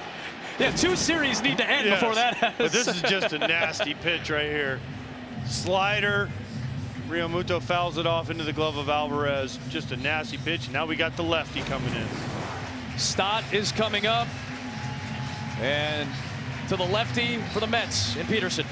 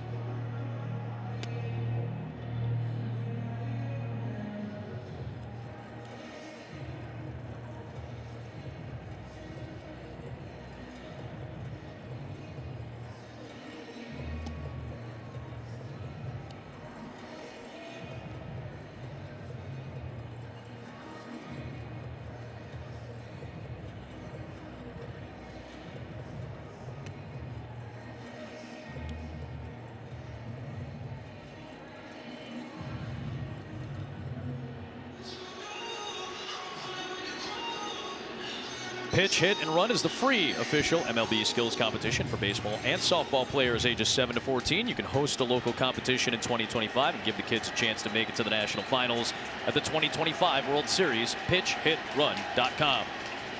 Here's David Peterson on 3 innings in game 1 scoreless. And he misses outside to Bryson Stott, who, despite his left-handed bat, Rob Thompson said, I have confidence in Stott being in there against the lefty. He gets a shot here, and Peterson trying to finish off this 6th inning with Harper stranded at second. 2-0 the count. Bohm at first. He walked against Garrett, sandwiched in between those 2 strikeouts of Castellanos and Real Muto. We see how important this game is to Carlos Mendoza and the Mets. Peterson, he said, if he gets him up, he's coming in. Well, this is his pocket. He's got Stott lefty, Wilson a righty, but then you have Marsh and Schwarber lefty, so this is his pocket. A bouncing ball up the first base line. It stays fair for Alonso, and the inning is over. Peterson comes on and finishes the frame. 2 left on base to the bottom of the 6th and a 1-0 game 4.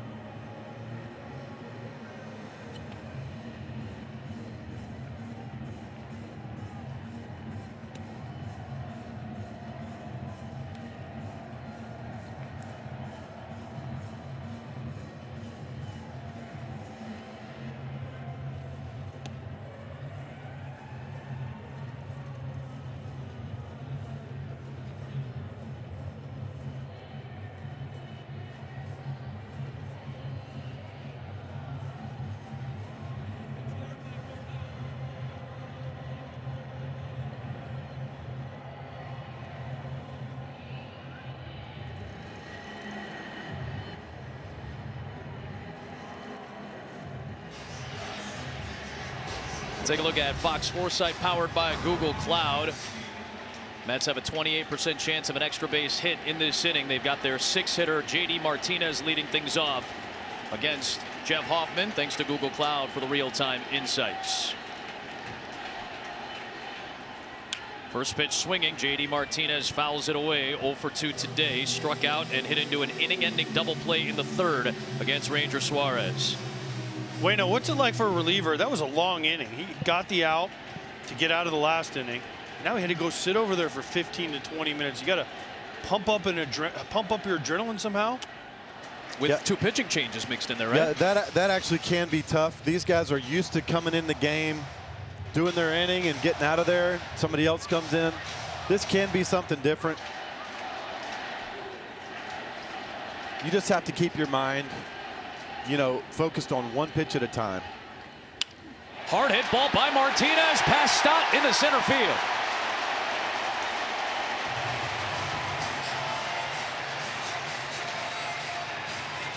The leadoff man is on base for the second consecutive inning. And for the fourth time tonight for New York, trying to scratch home a run. I'm kind of surprised they were pitching JD in right there. I mean, you can go off the plate in, but JD's so much better middle in than he is away. I would have thought they would have just flooded him with breaking balls away there. So now Marte with Bohm playing a little bit in at third. Big swing on a slider, 0-1.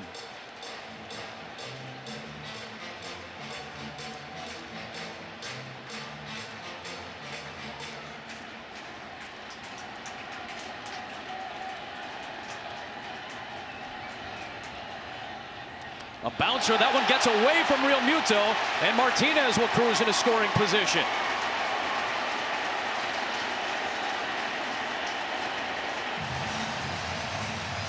No chance. No, you got no chance as a catcher. You got no chance to block this ball. You're just trying to knock it down with your glove. We keep kind of joking about 50-footers, but again, that ball almost hits in the grass. What can you do? You can't get in front of it. Just try to close your eyes, stick your glove out there, and hope it goes in it. So now Martinez is the tying run in scoring position for the Mets.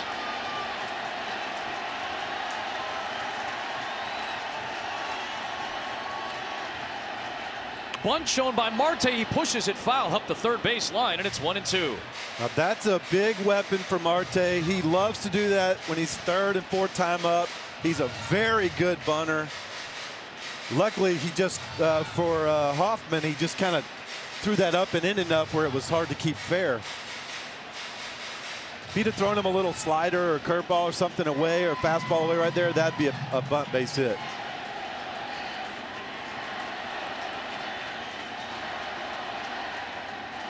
One, two.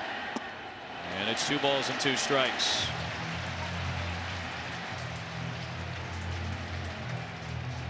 Back-to-back innings now. Lindor got on base to start the 5th with a double. Vientos walked, and then the next 3 were retired by Suarez and Hoffman. Martinez at second. The 2-2. Down the right field line, golf foul.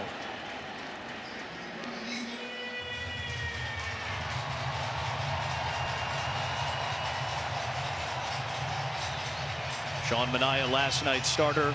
Pete Alonso, one of the heroes offensively, and one of the catalysts for the Mets season, perhaps. 2-2 pitch. And that got inside on Marte. Same situation as the 5th. 2 men aboard with nobody out for New York, which has stranded 8. And has gone 2 for 10 with runners in scoring position so far in Game 4. Again, I know Nemo's not going to bunt. Do you bunt here, though? 8-hole hitter. You got Francisco Alvarez on deck now. He's their 9-hole hitter. He can punch out and he will chase. Hoffman's been wild this inning. Just keep the pressure on him if you're the Mets. Here's Taylor, 1 for 2 today.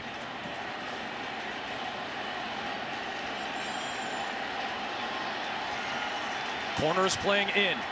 Taylor, broken bat, roller up the third base line. It's a foul ball. John Tumpane with the call up that third base line, and he made sure everybody knew it. Oh, man. Oh, God. Wow. As close as it gets. That is as close as it gets. Oh, my goodness. And look at Tumpane. Boom, it's foul. Oh, my goodness. It tried to come back, didn't it? It starts more foul than it ended up. Taylor needs a new bat, and everybody needs a deep breath here in the ballpark.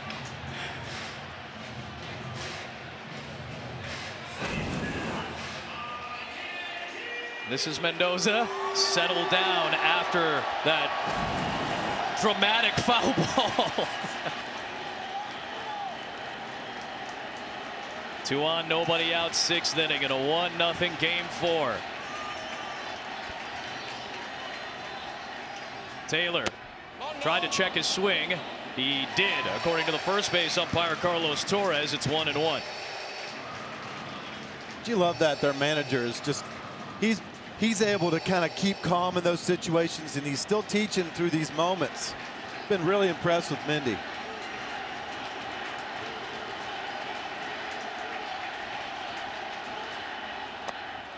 Two balls and a strike. Mendoza in his first year, a different vibe than Buck Showalter brought. It's a different energy in the clubhouse. He loves the energy of this place. He's been in New York a long time. Obviously was with the Yankees. 44-year-old from Venezuela, a 13-year minor leaguer that started coaching 15 years ago. The 2-1. Bouncer again, gets away from Real Muto. And Martinez and Marte each advance into scoring position with nobody out.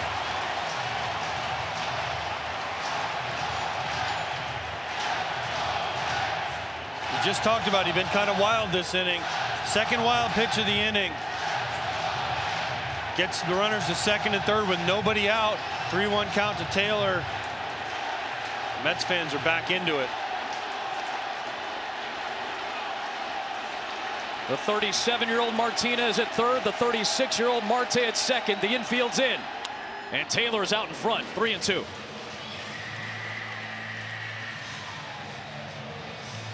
I go back to the long wait in between innings. It's just, it Could be.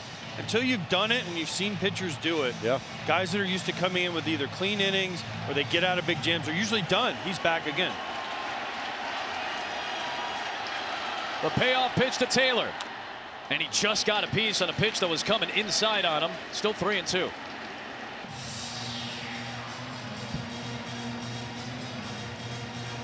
And it is Estevez, who still has the only 1-2-3 inning thrown by a Philadelphia reliever in this series. It came in game 2 in the 8th inning. We're in game 4.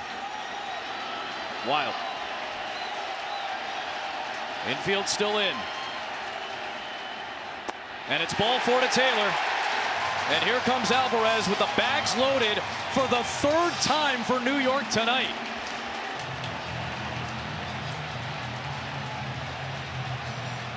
A wild Hoffman frame here in the 6th.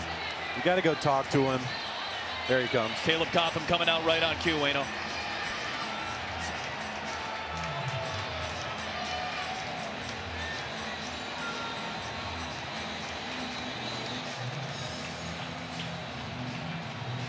Caleb Cotham, the former Yankee in red, an assistant pitching coach in Cincinnati, the last 4 years now in Philadelphia.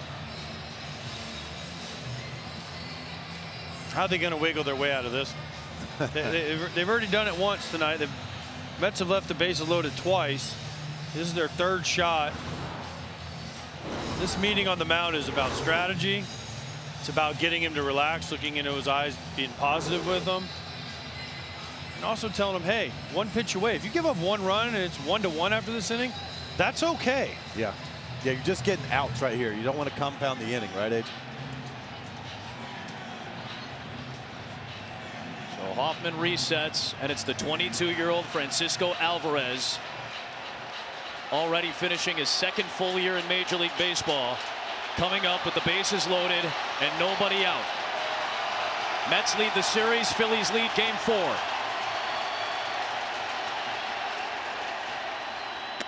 Ball 1.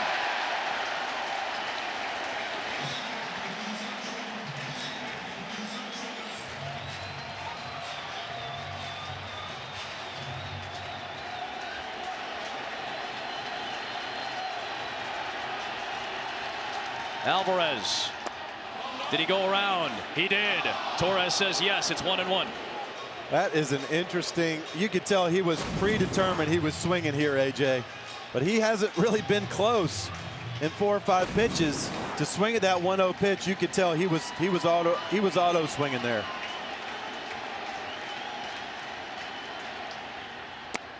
Two and 1.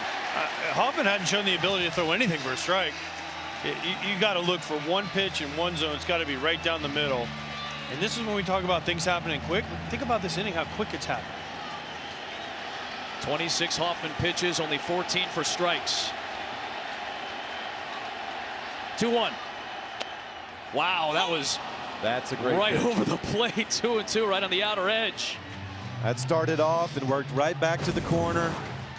Watch, it starts off, it just runs right back on. That's not the pitch that AJ was talking about. 2-2 on Alvarez. On the ground is short, picked up by Turner. He'll fire home for the force out to prevent Martinez from scoring. And a key first out for Jeff Hoffman and the Phillies here in the bottom of the 6th. And here comes Rob Thompson with Lindor coming up. Estevez ready to come in a 1-0 game in the bottom of the 6th.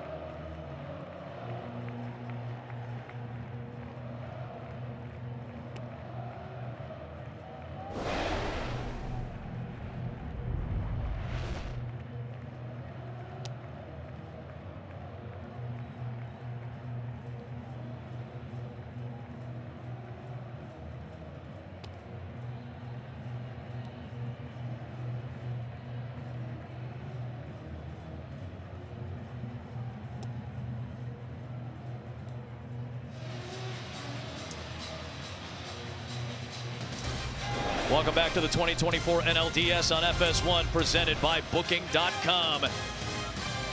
And the bases are loaded again for the New York Mets in the bottom of the 6th inning. The Phillies have been pulling a high wire act with their pitching staff all night long between Suarez, Hoffman, and now it's up to Carlos Estevez, who had one playoff appearance in his career 7 years ago and is now pitching for the 3rd consecutive time in this series. He gave up an RBI double to Lindor in the 8th inning in the last game last night. Marte at 3rd, Taylor at 2nd, and Alvarez at 1st. Lindor will call time. The infield is pretty deep in now. Like 2 are on the grass. The corners are just at the edge of it.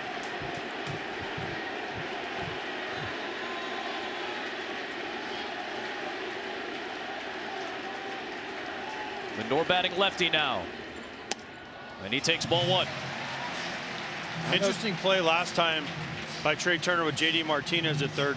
He came home slowly, maybe could have turned 2, but what it does, by getting only 1 out, bases loaded for the MVP candidate of the Mets.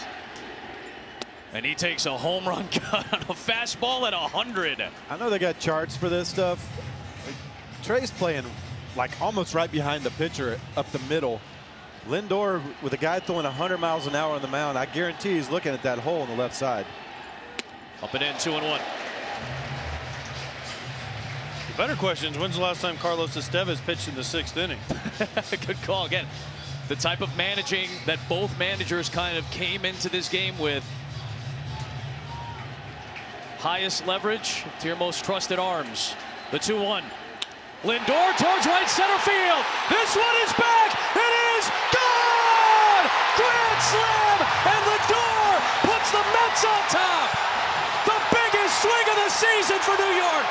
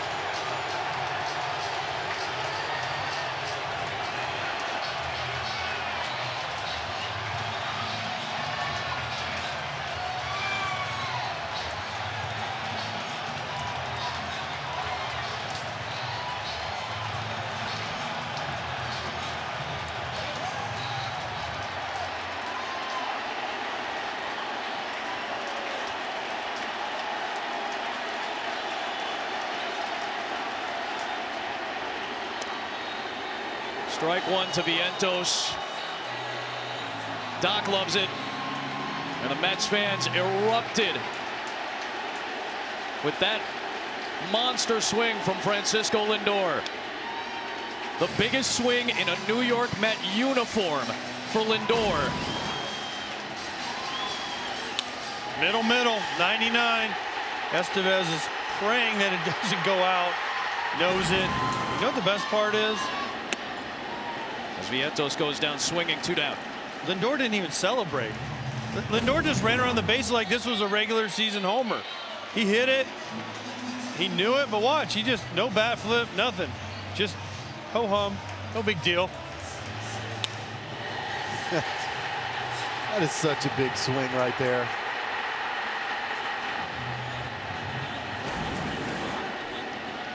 I don't think I'm the only one thinking this. You know, when they missed those opportunities early and the Phillies scored a run, it was kind of feeling like one of those games where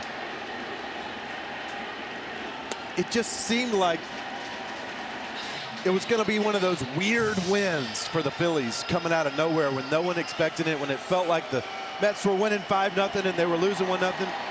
And the Mets just kept the throttle going, man. They just kept the pressure on. 2-1 on Nimmo. And it was Lindor who saved them on the extra day of the regular season with that home run to keep him going in Atlanta. And in this game, the deepest that the Mets have been in the playoffs in nearly a decade, Lindor takes a huge swing. And it delivers in a big way. The captain of the New York Mets this season, their MVP, their leader, who called the team together in late May to try to help turn things around, swung them into the playoffs and took the biggest swing of the division series so far. A grand slam for New York. To the 7th we go in Game 4.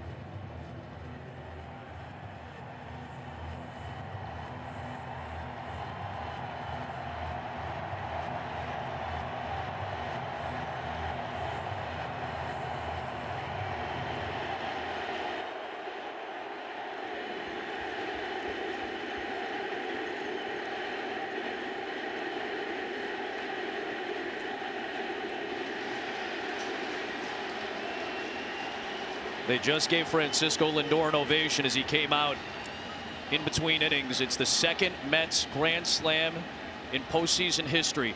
Edgardo Alfonso all the way back in 1999, a quarter of a century ago. And Lindor flips the game. It's 4-1, 8, 9, and 1-2 up against David Peterson. And Wilson grounds one to third. Vientos is there. Long throw for out number 1. And a great pick by the polar bear at the end. Guys, we talked about the 6 through 9 hitters in this game. This pick by Alonso to retire Wilson. The 6 through 9 hitters in this series for Philadelphia are now 4 for 51. The big boppers are still guaranteed an at bat in this game, but guys have to get on base in front of them. Marsh showing bunt. It's a strike. That's really been the story of the series. The Mets bottom of the order has gotten on base for guys like Lindor and Alonso to drive them in. The Phillies have not. And Rob Thompson's tried different combinations. He's tried everybody he's got. He's tried Clemens. He's tried Rojas. He's tried Hayes. He's tried Sosa. No one has been able to figure it out. Towards second, long run for Iglesias. He behind the back flips to Lindor to try to make something spectacular happen. Marsh is able to beat it out. So now finally on cue, the 9-hitter gets on base for Philadelphia. Top of the order coming, and a huge matchup coming in a few days for America's Game of the Week. Jared Goff and the Lions taking on Dak Prescott of the Cowboys. Great 1 o'clock games to lead you into America's Game of the Week on Fox on Sunday. An infield hit is sometimes the way crazy things start, but you had to get on base for these big guys, and he just did it. It's a big at bat for Marsh. Here's Schwarber, and he was trying to change the complexion of this game with one big swing. Game 2 we saw, man, every time the other side stepped up and took a big shot, scored a couple of runs, the other side came right back. This is the inning the Philadelphia Phillies have a chance to come right back. Turner on deck. Harper, if the inning continues, to him. Still a long way to go for this Mets bullpen. Still have 8 outs to try to get, and a lot of big bats coming for Philadelphia. Schwarber to second. Big hop to Iglesias. Lindor to Alonso.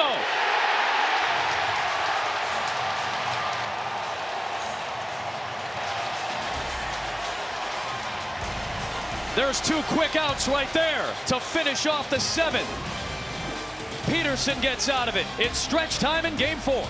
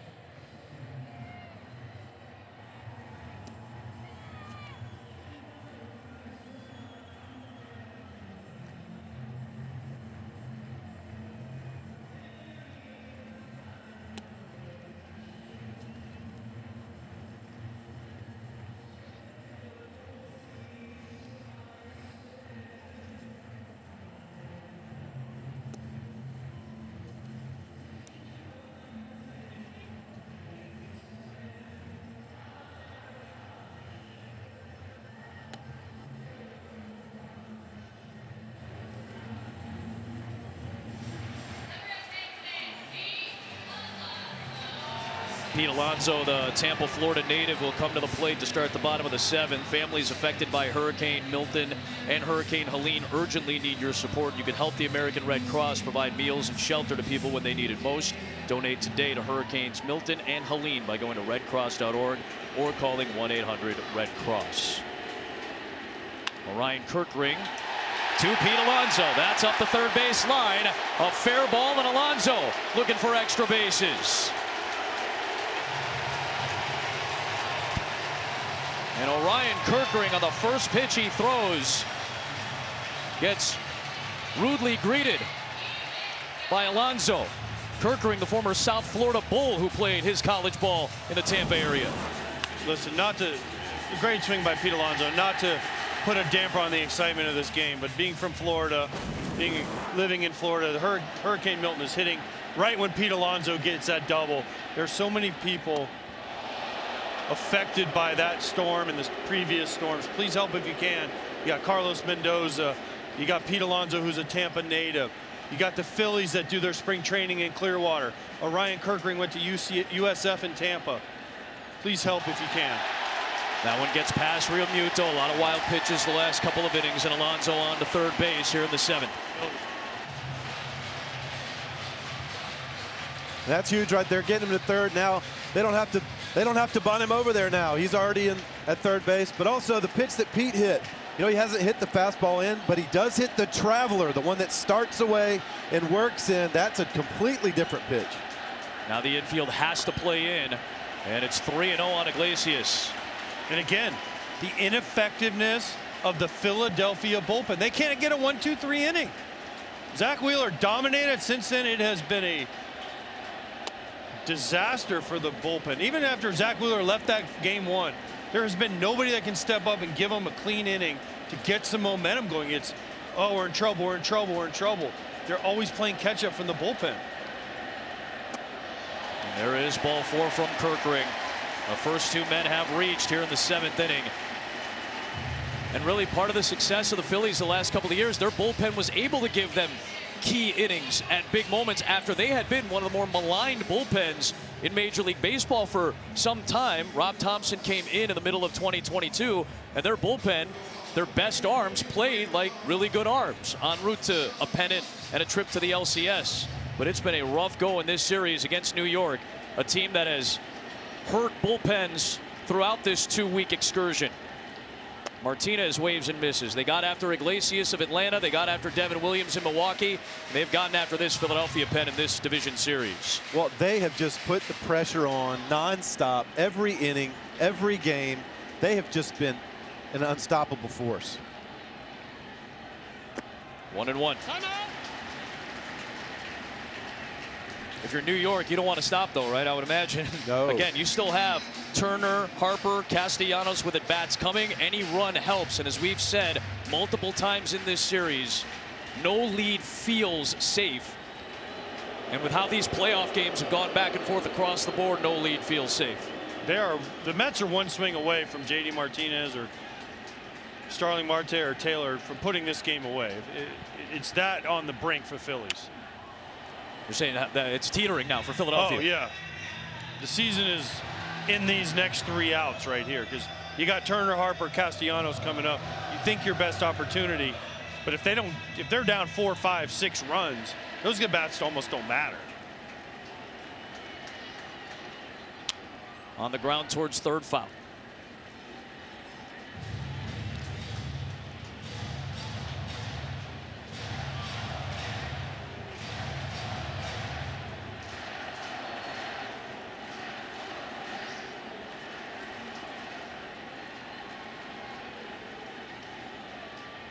Runners at the corners, nobody out. The 1-2. 2-2.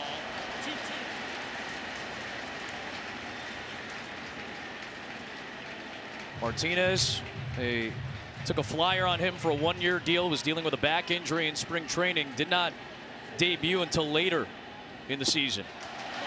Ended up being a key piece to the Mets being able to turn things around late in the season and still make the playoffs after they went through a rough stretch without Francisco Lindor. He broke out of a slump on the final weekend of the regular season, has come up with pinch hit RBIs in this postseason. Kerkering is able to get him out for the first out of the 7th inning. That was a nasty looking pitch out of the zone. That's such a huge strikeout right there. To get that out without that runner at third scoring gives them a chance to get out of here with this 0. It was a huge pitch from Kerkering.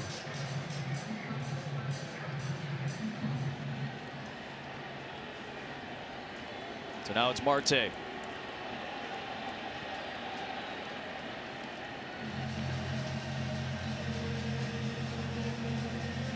gutty performance by Ranger Suarez, the Philadelphia starter.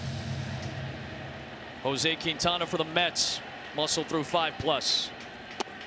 0-1 on Marte. We said it at the time in a 1-0 game when the starters came out. Which bullpen is going to perform better? So far, with still outs to go and plenty of them, it's been the Mets bullpen.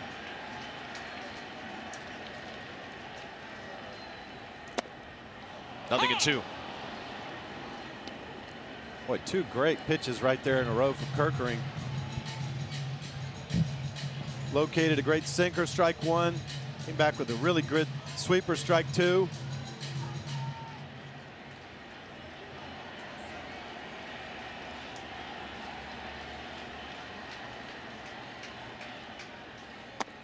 Ball. 1-2 on Marte.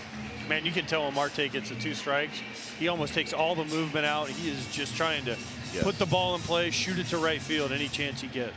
Yeah, we call that, he backs it up. You know, he's looking just to shoot that ball to right field, just like you said. Waves and misses at a fastball out of the zone. 2 down. Each season, the Hank Aaron Award is given to the best overall offensive performer in each league. You can cast your vote for the 2024 award by scanning the QR code or enter at MLB.com/Aaron. Lindor and Harper, both the headline nominees for these 2 teams. 2 down for Taylor, who had a walk in that 6th inning. He swings at the first pitch, sends it out towards right center for Castellanos. And a great job by Orion Kerkering there. The first 2 men reach on a walk and a double. He gets the next 3 in order.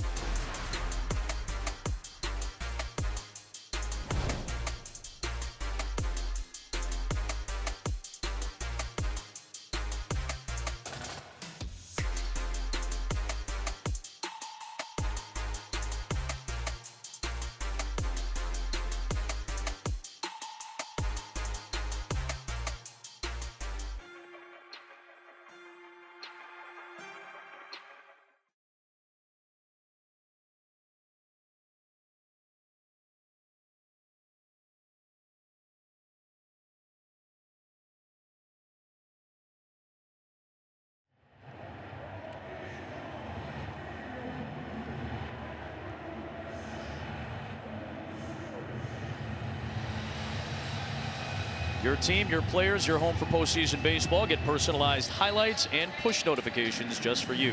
Download the MLB app today.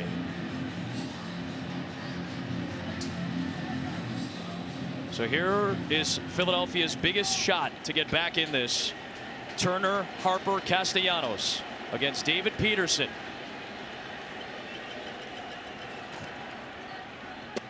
Strike one on a curveball. Turner tonight is 0 for 3.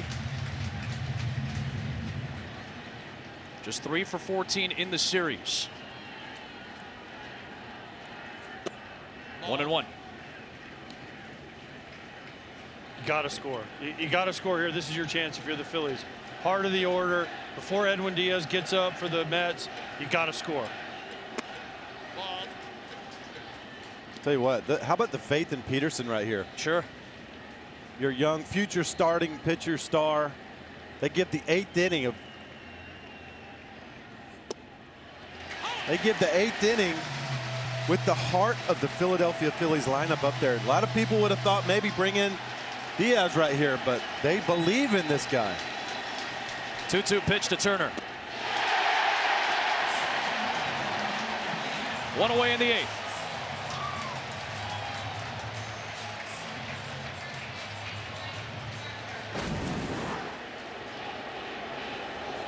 Just comes right over with that slider. He's located pitches away, works off the same tunnel and brings it down and in.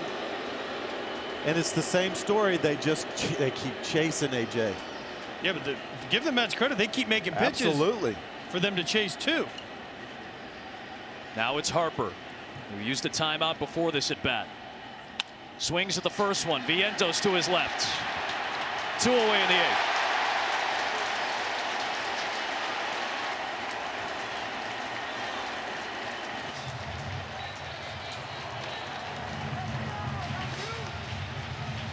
Listen, if the Phillies come back and win this game, it would be a great comeback. But like for a guy like Bryce Harper, Trey Turner, that could be the last at bat of your season. And you've done all these great things. You've had an unbelievable season. And that feeling of Bryce Harper when he has to run back to the dugout. Castellanos swings at the first pitch again and hits it into left field. He's been aggressive. The thoughts right out of my mind, AJ. You've probably been on both sides of that, hadn't you? Yeah. The feeling when you just, not that it's over because the Phillies could still come back, but you think in your mind, gosh, that could be my last at bat of the year. It's just such a weird feeling. Well, now things get a little interesting, even with those deflated faces in the Philadelphia dugout. Castellanos is aboard.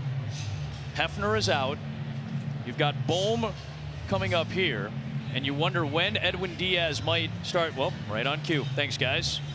Excellent job by our crew right on top of it. Edwin Diaz is loosening up in that New York bullpen.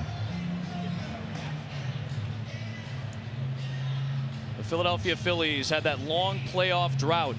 They had a rough start to the 2022 season. Rob Thompson takes over for Joe Girardi. The vibes change, and they have this incredible run to get to the World Series. But the bats go quiet against Houston in that set.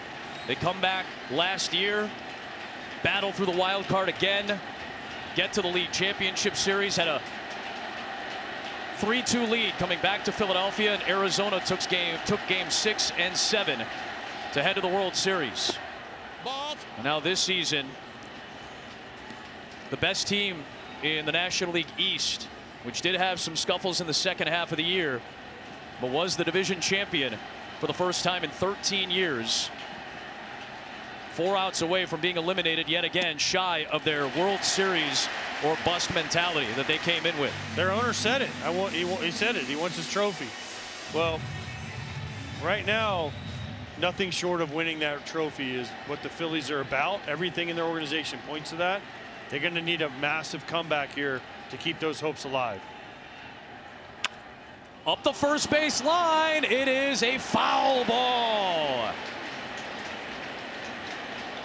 Carlos Torres, the first base umpire.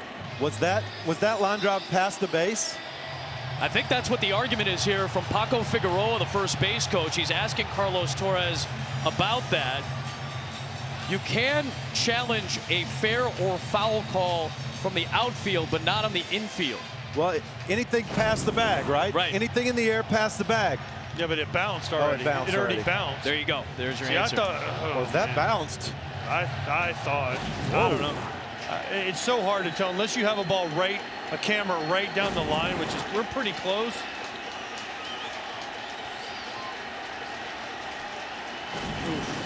Very close. 1-2 on Bohm. In the dirt, Alvarez with the stop. Let's take another look at this down the line angle. Oh my goodness. I thought it was fair off the naked eye, and that angle looks like it's so hard to tell. It's within inches, right? I got that ball being fair.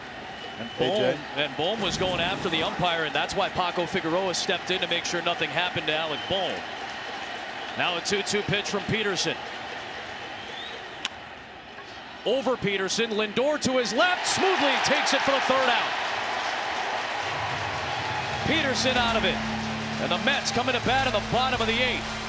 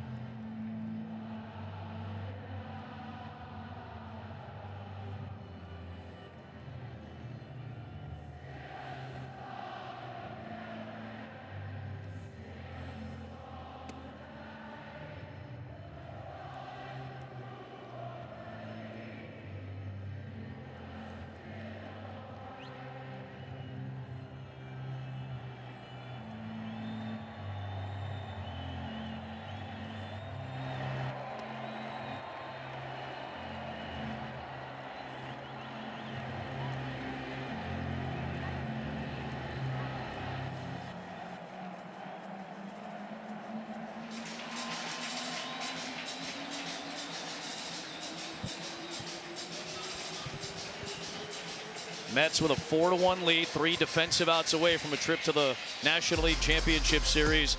This was a rocky start to the season. They lost their first 5 games, and in the month of May is when things started to turn around. Vientos gets promoted, takes over late in the month as the main third baseman. Lindor moves to the leadoff spot after a discussion with Mendoza. They've got one of the worst records in the National League at the end of May, but Lindor has the meeting with the team. Iglesias gets promoted from AAA. And that's when things started to take off for New York. Matt Strahm to Francisco Alvarez to start the bottom of the 8th. Since June 1st, the best record in baseball belonged to the New York Mets, and they still had to play an extra day of the regular season to finish out their schedule to even reach the playoffs. They needed dramatics in Game 3 in Milwaukee to reach the division series, and they were stymied offensively for the first 5+ innings of this game before Lindor's swing hurt around Queens. 2-0 from Strahm, the All-Star who gave up the big Nimmo hit in Game 1 and the Vientos homer in Game 2. Alvarez fouls it, 2-1. All the credit in the world, though, to the Mets organization, to the players, to Carlos Mendoza for righting the ship. It really is a remarkable turnaround when you look at where they were and where they are possibly close to getting to, it's a remarkable turnaround. I look back at that Atlanta series right there after the season where they're playing those couple extra games. They got a split at least for both of them to get in, but they were down 3-0 going into the 8th inning of that game. And they would have had a very hard time winning that second game with the way their pitching was set up. That was, I mean, look, they've done it all. They've done it for a month now, but you could point to that game. You could point to the game in Milwaukee. There's a lot of different games where you're like, man, they maybe shouldn't even be here right now. It's kind of amazing.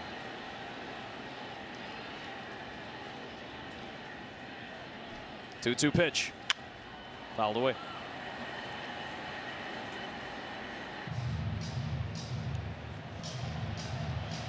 Alvarez was a key piece early. AJ, you pointed it out early in the series when he had that thumb injury early in the season. That really hurt the Mets. When he came back, it settled things down for their pitching staff. 3-2 on Alvarez, just 22 years of age. Strom trying to bounce back after his outings in Game 1 and Game 2.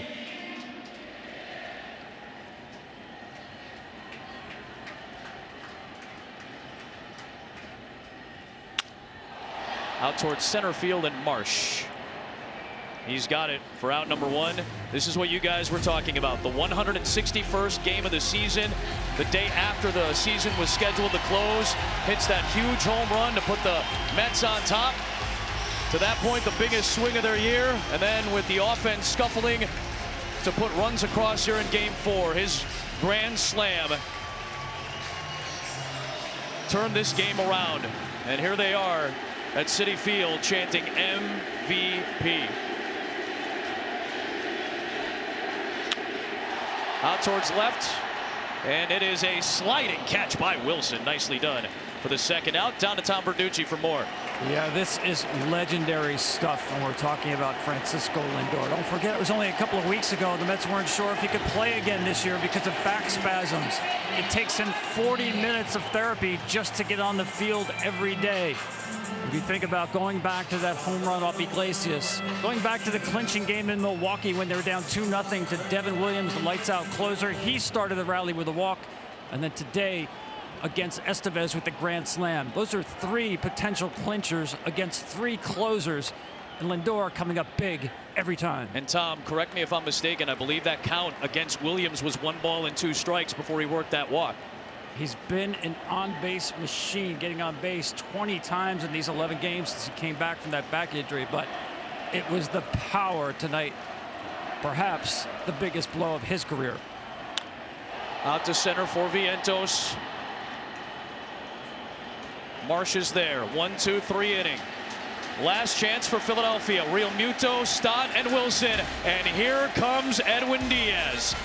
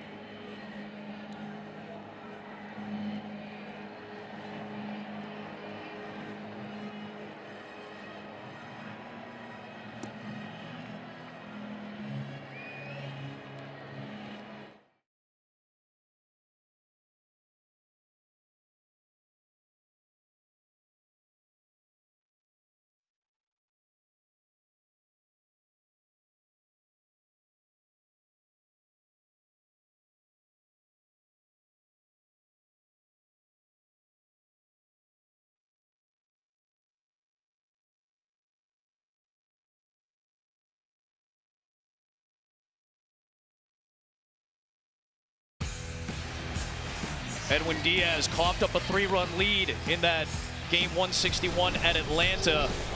Later apologized to his teammates. He watched Lindor hit that go-ahead home run in the 9th and then went to Jeremy Hefner and then Carlos Mendoza and said, I got this, put me in. He helped this team get to the playoffs. He gave up the big hit to Stott in game 2. That 2-run triple in the 8th inning and blew the save. 3 outs away from sending the Mets to their first National League Championship Series in 9 years. It is Real Muto to lead things off. Defensive subs behind Diaz, the normal defensive rotation in the late game. Quickly 2-0 on Real Muto. Bader in center, sliding Taylor to right, Acuna to second, sliding Iglesias to third. Well, if you're the Phillies, this is the time you need your bottom half. You need your bottom half of your order to get going. And all that other stuff will be forgotten if they get going right now. Stott on deck, and then the 8th spot. Thompson has multiple guys he could take off the bench. There's a strike, 3-1. You cannot have walks, Wayno. You cannot have walks. JT Realmuto, if he hits his ball to the Bronx in Yankee Stadium, that's fine. It's 4-2. But you cannot have walks to give him hope, especially leadoff guy. There's a walk to start this 9th inning. And how did the comeback for the Mets start against the Brewers? They got on base with a walk against Devin Williams. Leadoff walk.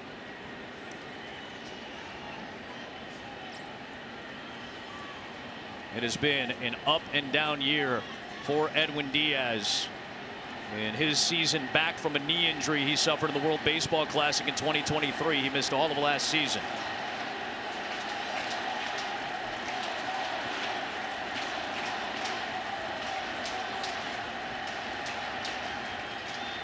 In at third is Iglesias. Middle infield at double play depth. Stott takes ball 1. Cody Clemens has grabbed a bat. He represents the tying run on deck for Philadelphia.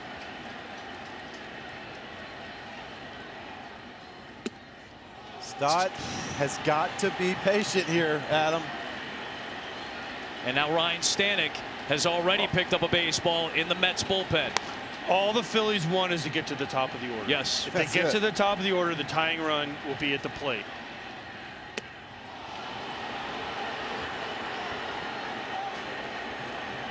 Three balls and no strikes. 8 pitches. 7 of them out of the zone for Diaz. There's Clemens, who represents the tying run right now. You got to take 2 here. If you're Stott, you got to make him throw 2 I'd take strikes. 3. 3-0. There's 1. It didn't have to be. That wasn't exactly right down the middle either. That's one of the bunch, I guess.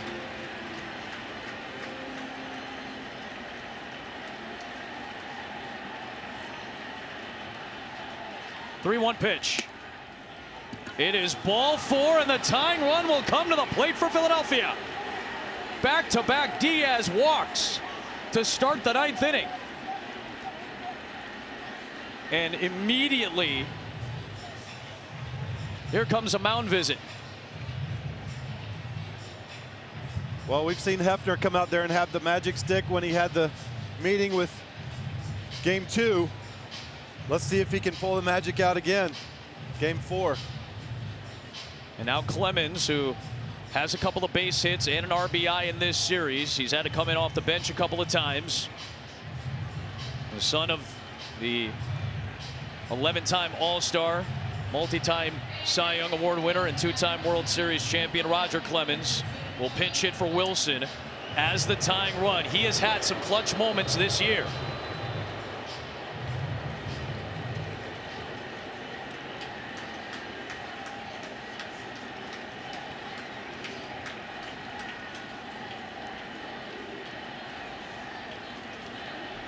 Mets fans are like, can we not just have a 1-2-3? Clemens hit a game-tying home run with 2 outs in the bottom of the 9th against Washington back in mid-May. He's the tying run here with nobody out in the 9th inning.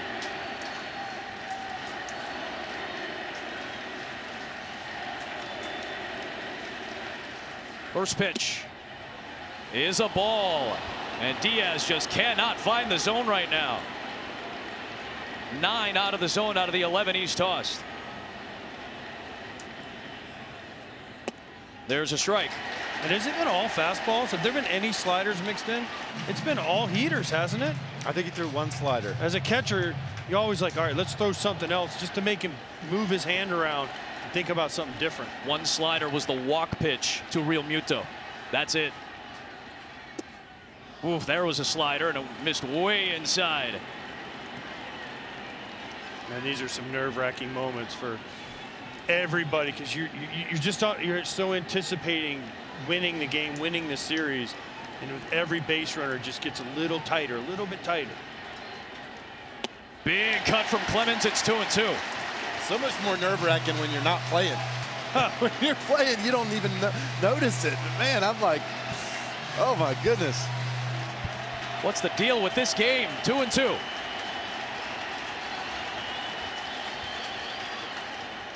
Clemens goes down swinging, one away.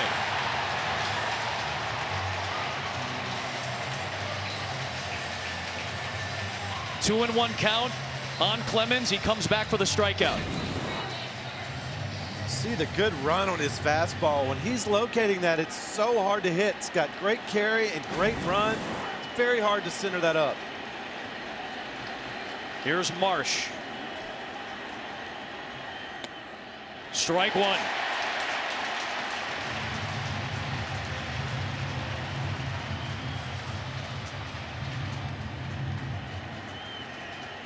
Real Muto and Stott each walked. A ball and a strike.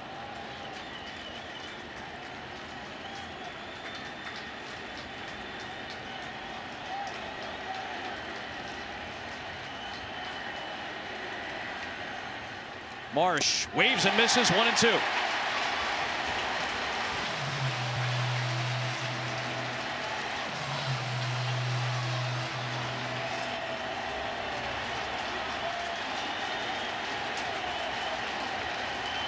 One-two pitch. Marsh hits it in the air to center. Bader backing. 2 away. And on to third base goes Real Muto.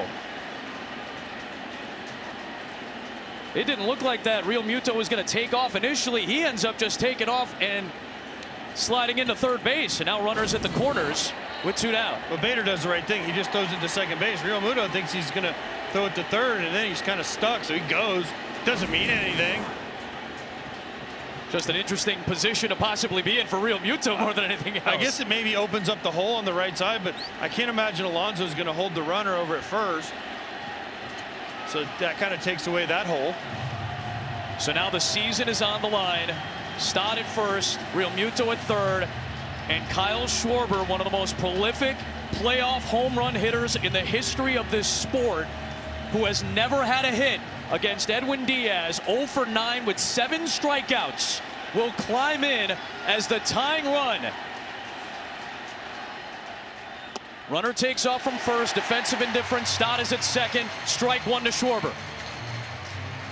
Well, he's going to make Diaz come in the zone unless he, gets big and tries to hit a homer here. 1-1.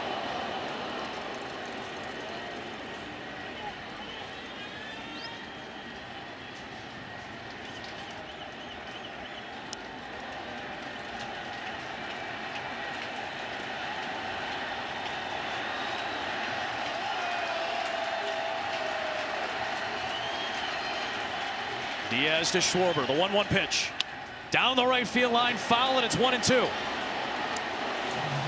1 strike away.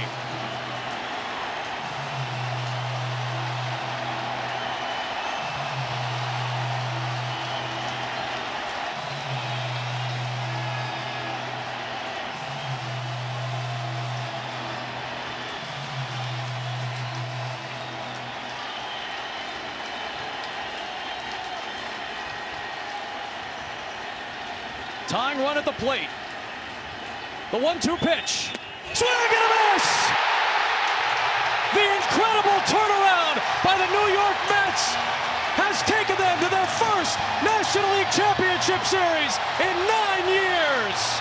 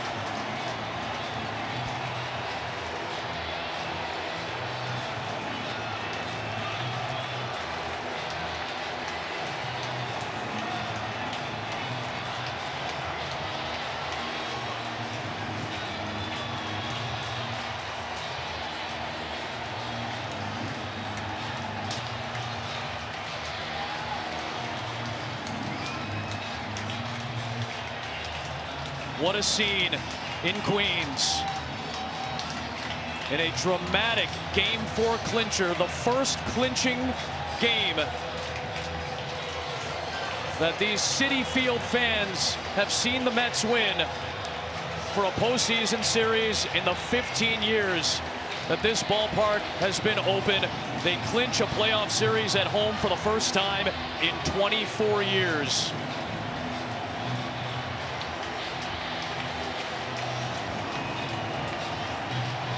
And imagine Brandon Nimmo, a heavy heart all weekend.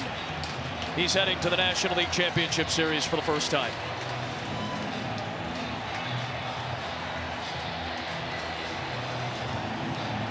And there's the man of the moment.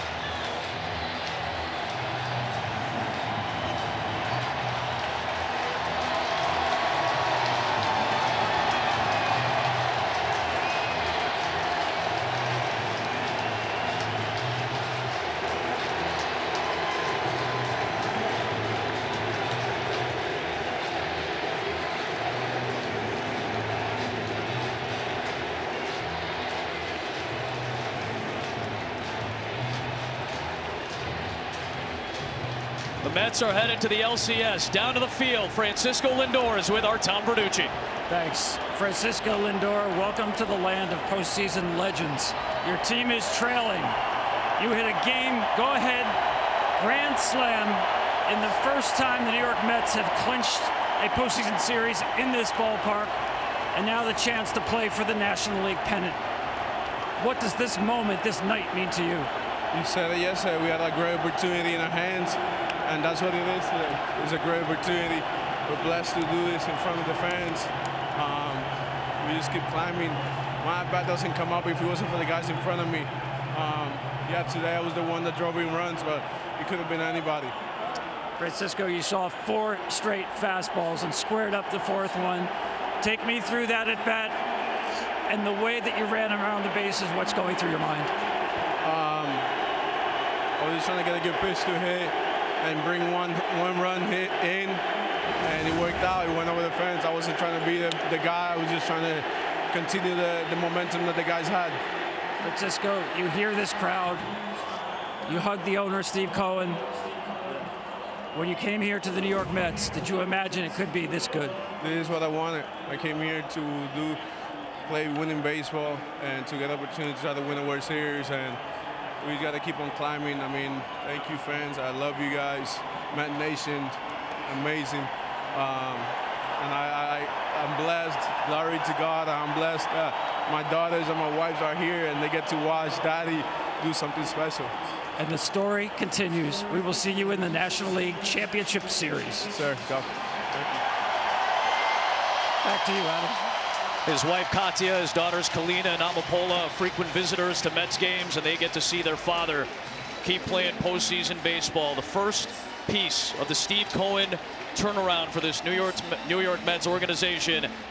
Lindor, part of a massive turnaround for this team, and the Mets are headed to the LCS. They're headed to LCS. They stepped up in a big way. You know, they got pumpkins, they got grimace, but the main thing they have is belief. They're all pulling on the same side of the rope, and when you believe, you can do some really cool things. That's a magic team out there right now.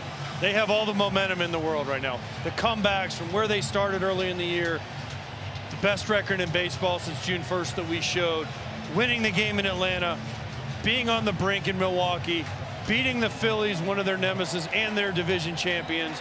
They have all the momentum, and whether it's Dodgers or Padres that have to face the Mets, it's going to be a tough out because these guys, like Wayno said, they believe and they have the momentum.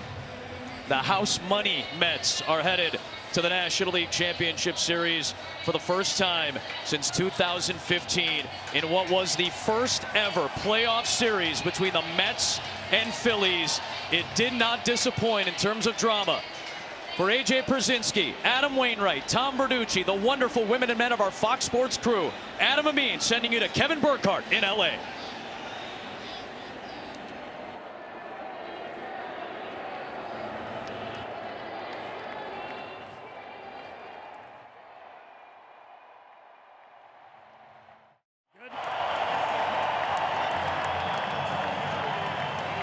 Carlos Mendoza, first-year manager. You start 0-5.